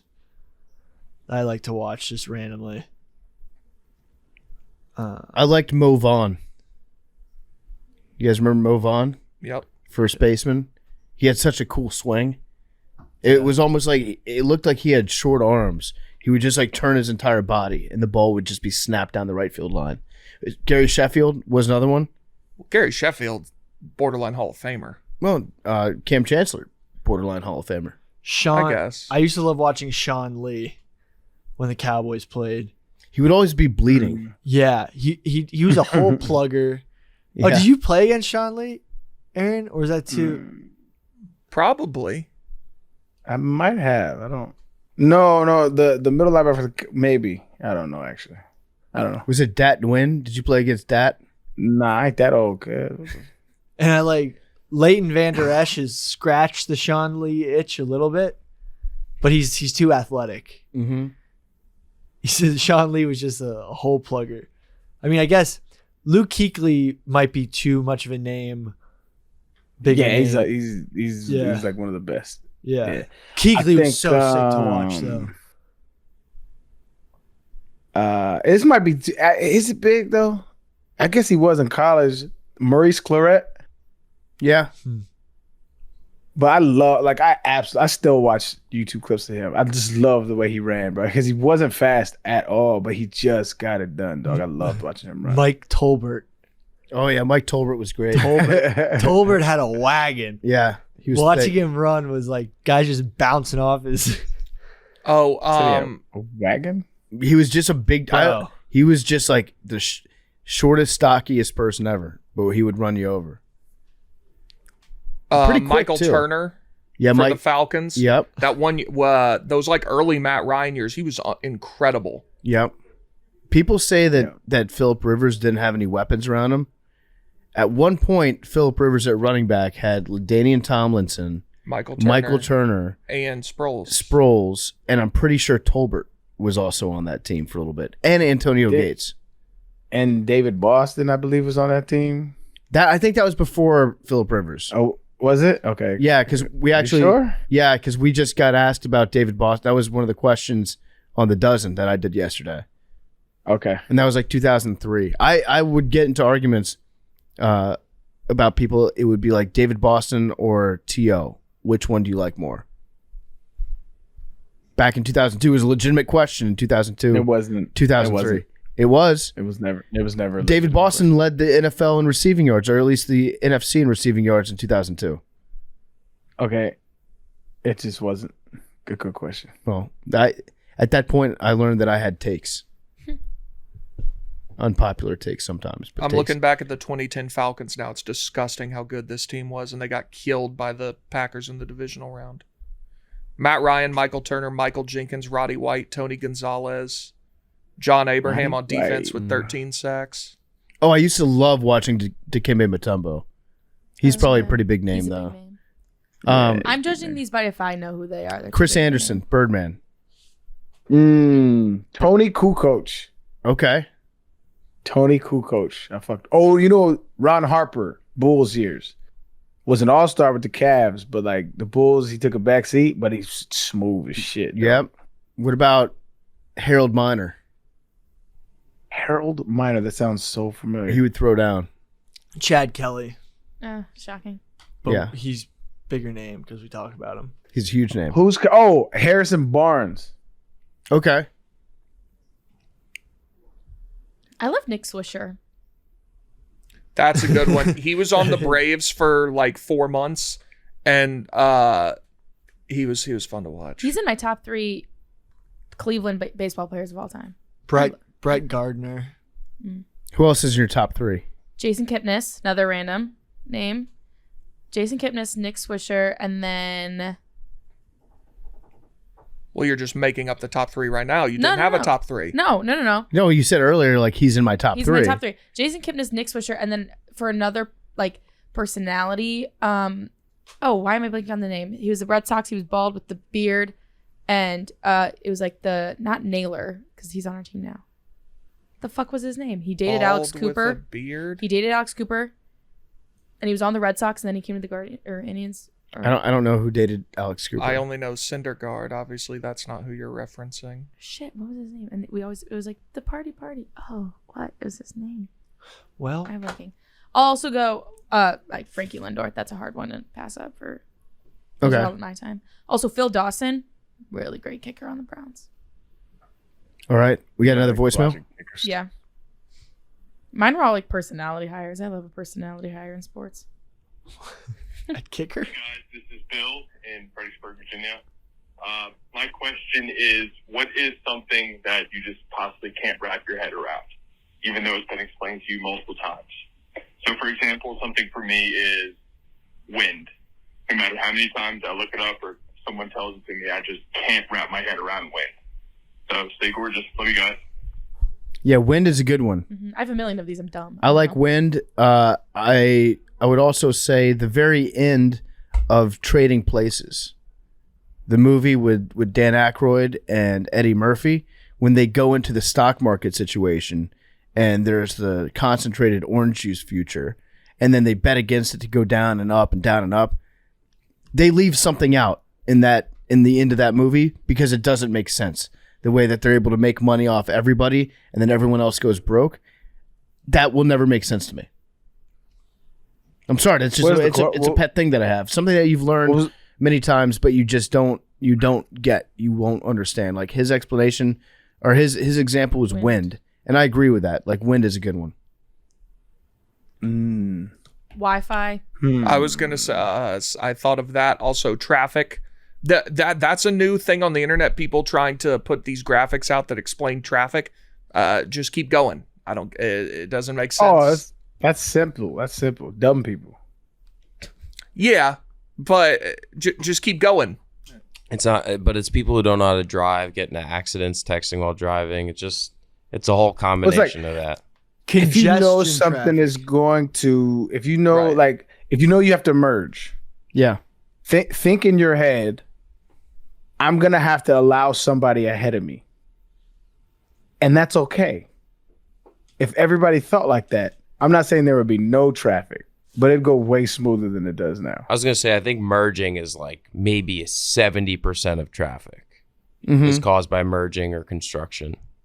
That forces you to merge. Also, planes. I think I've said that before. I have to block out of my mind how much I distrust planes. Boats, kind of same thing. You can kind of get planes though if you like throw this across the I room. understand that they work and very vaguely why they work, but I still don't. You're getting into a tube that somehow goes up into the sky and then it comes back down, and I'm in Milwaukee now. It doesn't make sense. That's how I feel about boats. How can you just put a 10-ton thing into the water and it's not going to sink? Yeah, Floats, I'm going on a cruise soon, and I've been on cruises before, but the more I think about it, I'm like, this shouldn't float. This doesn't make sense. The real reason why is because the ocean's actually not that deep. It's driving across the bottom of the ocean. I'm convinced. I think that there's tiny wheels on the bottom of every boat, and it just drives across the ocean You know floor. what? And they're like, check it out, it's floating. This is wild. Then they take a bunch of money from us, but in reality, you're just on like a giant car. The ocean's fake. You know what? It's Yeah. You know what's never made sense to me that is a dumb person move on my part. If I was on a school bus, let's say I'm on a school bus and I'm standing on the school bus and the school bus is driving and I jump, I'm still in the same place, but the bus has moved, but I don't move. Yeah. You know what I mean? Well, relativity. That's my Yeah. bag. Relativity. That's my bag. I have thought about that so much of my life, and I have It's never because- been able to do it. I'll tell you why. Let Cook. me give you a brief explanation. There is nothing that is stable in this universe. Everything moves in concordance with everything else. So you're moving relative to everything else. It's mind-blowing shit. But like the buses, you were moving relative to that bus, but relative. It's like, so that's just. I'm gonna get off on a gravity tangent. Let me stop. That shit's fascinating. when you think All about right, so what if Casey Anthony was sprinting down the street holding Caylee Anthony in her arms? it. And then how fast are they going? she's running. She looks pretty quick. I don't know, Big T, looking at her body, how fast do you think she could move? She's probably speedy. Isn't What do she you think, short? like a low 5'2", What's her 5'2", height 40? Yeah, that's That's probably fair. fast. Dude. That'd be moving though. That's She could fast run. for a normal person. Yeah. Yeah, I think Whoa. she's quick. So she's going 40 yards in 5.2 seconds. Casey Anthony was And 5'2". Halfway through, she takes Caylee and tosses Caylee up into the air. And as she keeps running, does Caylee land behind her, or does Caylee travel with her and she catches Caylee as she keeps running? She lands behind her. Interesting. You still think she's innocent? Nobody ever said the word innocent. So wait, how come Caylee doesn't travel because Casey's running and throws her up in Wind the air? resistance. The force applied to Caylee is Casey, and so when she throws her up, the only force being applied on her is the momentum from Casey's force, and also the gravity of the Earth. So when less force is applied from Casey holding her, she loses momentum going forward, but not all the way because there was still force applied. Bang, physics, bitch. Sweet. Physics, bitch. All right. I don't understand. Anything else? Something I read is that turns out there's some people that don't think with an clip that. internal monologue. Yeah, that's wild. Yeah. That was a clip that seen some people don't think. They think out loud? No, No, they they- don't have a voice in their brain. And then there was another graphic that someone showed that like some people can't imagine stuff in their brain. Like for example, if you were to imagine an apple, some people just like they don't imagine like a picture of an apple. They can only I'm thinking about imagine- boobs right now. They can only Bonk. imagine like the Apple logo because it's less Realistic. realistic. Yeah. Oh, weird. I just thought about an apple so fast. I'm really good at that one. Just Can most people do that? I don't know, but I can think, like, if you tell me to think about an object, I can think about an object. like perfectly photographically. Billy, close your eyes. Okay. Think about boobs. I just made Billy think about boobs. That you just unlawfully shared pornography into my brain. I did. I airdropped you. That should be illegal. I airdropped you boobs. What if I said to think about something like very illegal? Can I get Billy's brain busted for child porn? Oh, that's fucked up. That's That's fucked fucked up. up. That's fucked up. That's fucked up. Well, I'm just curious. Now you just did that to all the listeners. You just airdropped them that into their brains. I'm calling the cops. All right. Anyways, that's macrodosing. We love you guys. We will see you next week on nanodosing, and we'll do a little cleanup on the Casey Anthony thing. And Casey does have Arian just completed the Rubik's. Yeah. We'll have open invite, Casey, if you want to come on the show and discuss. Come on. We should have put KB in a wig. They look so similar. When they did the side by side, it was ridiculous. Yeah. Oh shit. You know what? Fuck. KC Anthony. KB KC. Yeah. Did I you just know. put that together? Yeah. That's why when I wrote last night. KD, Kevin Durant. Oh, Is he fuck. somehow involved? Yeah. AB Antonio, come on, man. Where was Antonio Brown? Yeah. Where was he during this whole kidding. situation? No, but Florida. what I was just realizing is so we talked about getting KB on the show. KB's been under the weather, and then he fell behind with a bunch of stuff, so he couldn't do it today. But I also texted Fights because I had heard that Fights was really into the Casey Anthony trial. Ah, shit. You know what? I texted him the other day. I said, I heard you're a Casey Anthony guy. Is that right? And then he replied, ha ha ha, in a sense, yes. And then I just forgot to write him back after that to invite him on the show. He's got to be like so creeped out. Like, why did I send that text to him? My bad, Fights. I forgot to follow up with you on that one. But Just also a random. but also respect to Fights for not like even like writing back and be Questioning. like, why? Even after 3 days. He stood his ground. I was like, fuck him. I don't care. Yeah. He probably thought that it was like some social experiment that I was texting him with. Well, they've been talking about it on KFC radio, like a lot recently. That's my bad, Fights. I'm texting him back right now. All right. Yeah, should probably clean that up. We'll see you guys on Monday for nanodosing. And yeah, if there's anything else you'd like to contribute to the show, anything that we might have missed on Casey, let us know. Love you guys.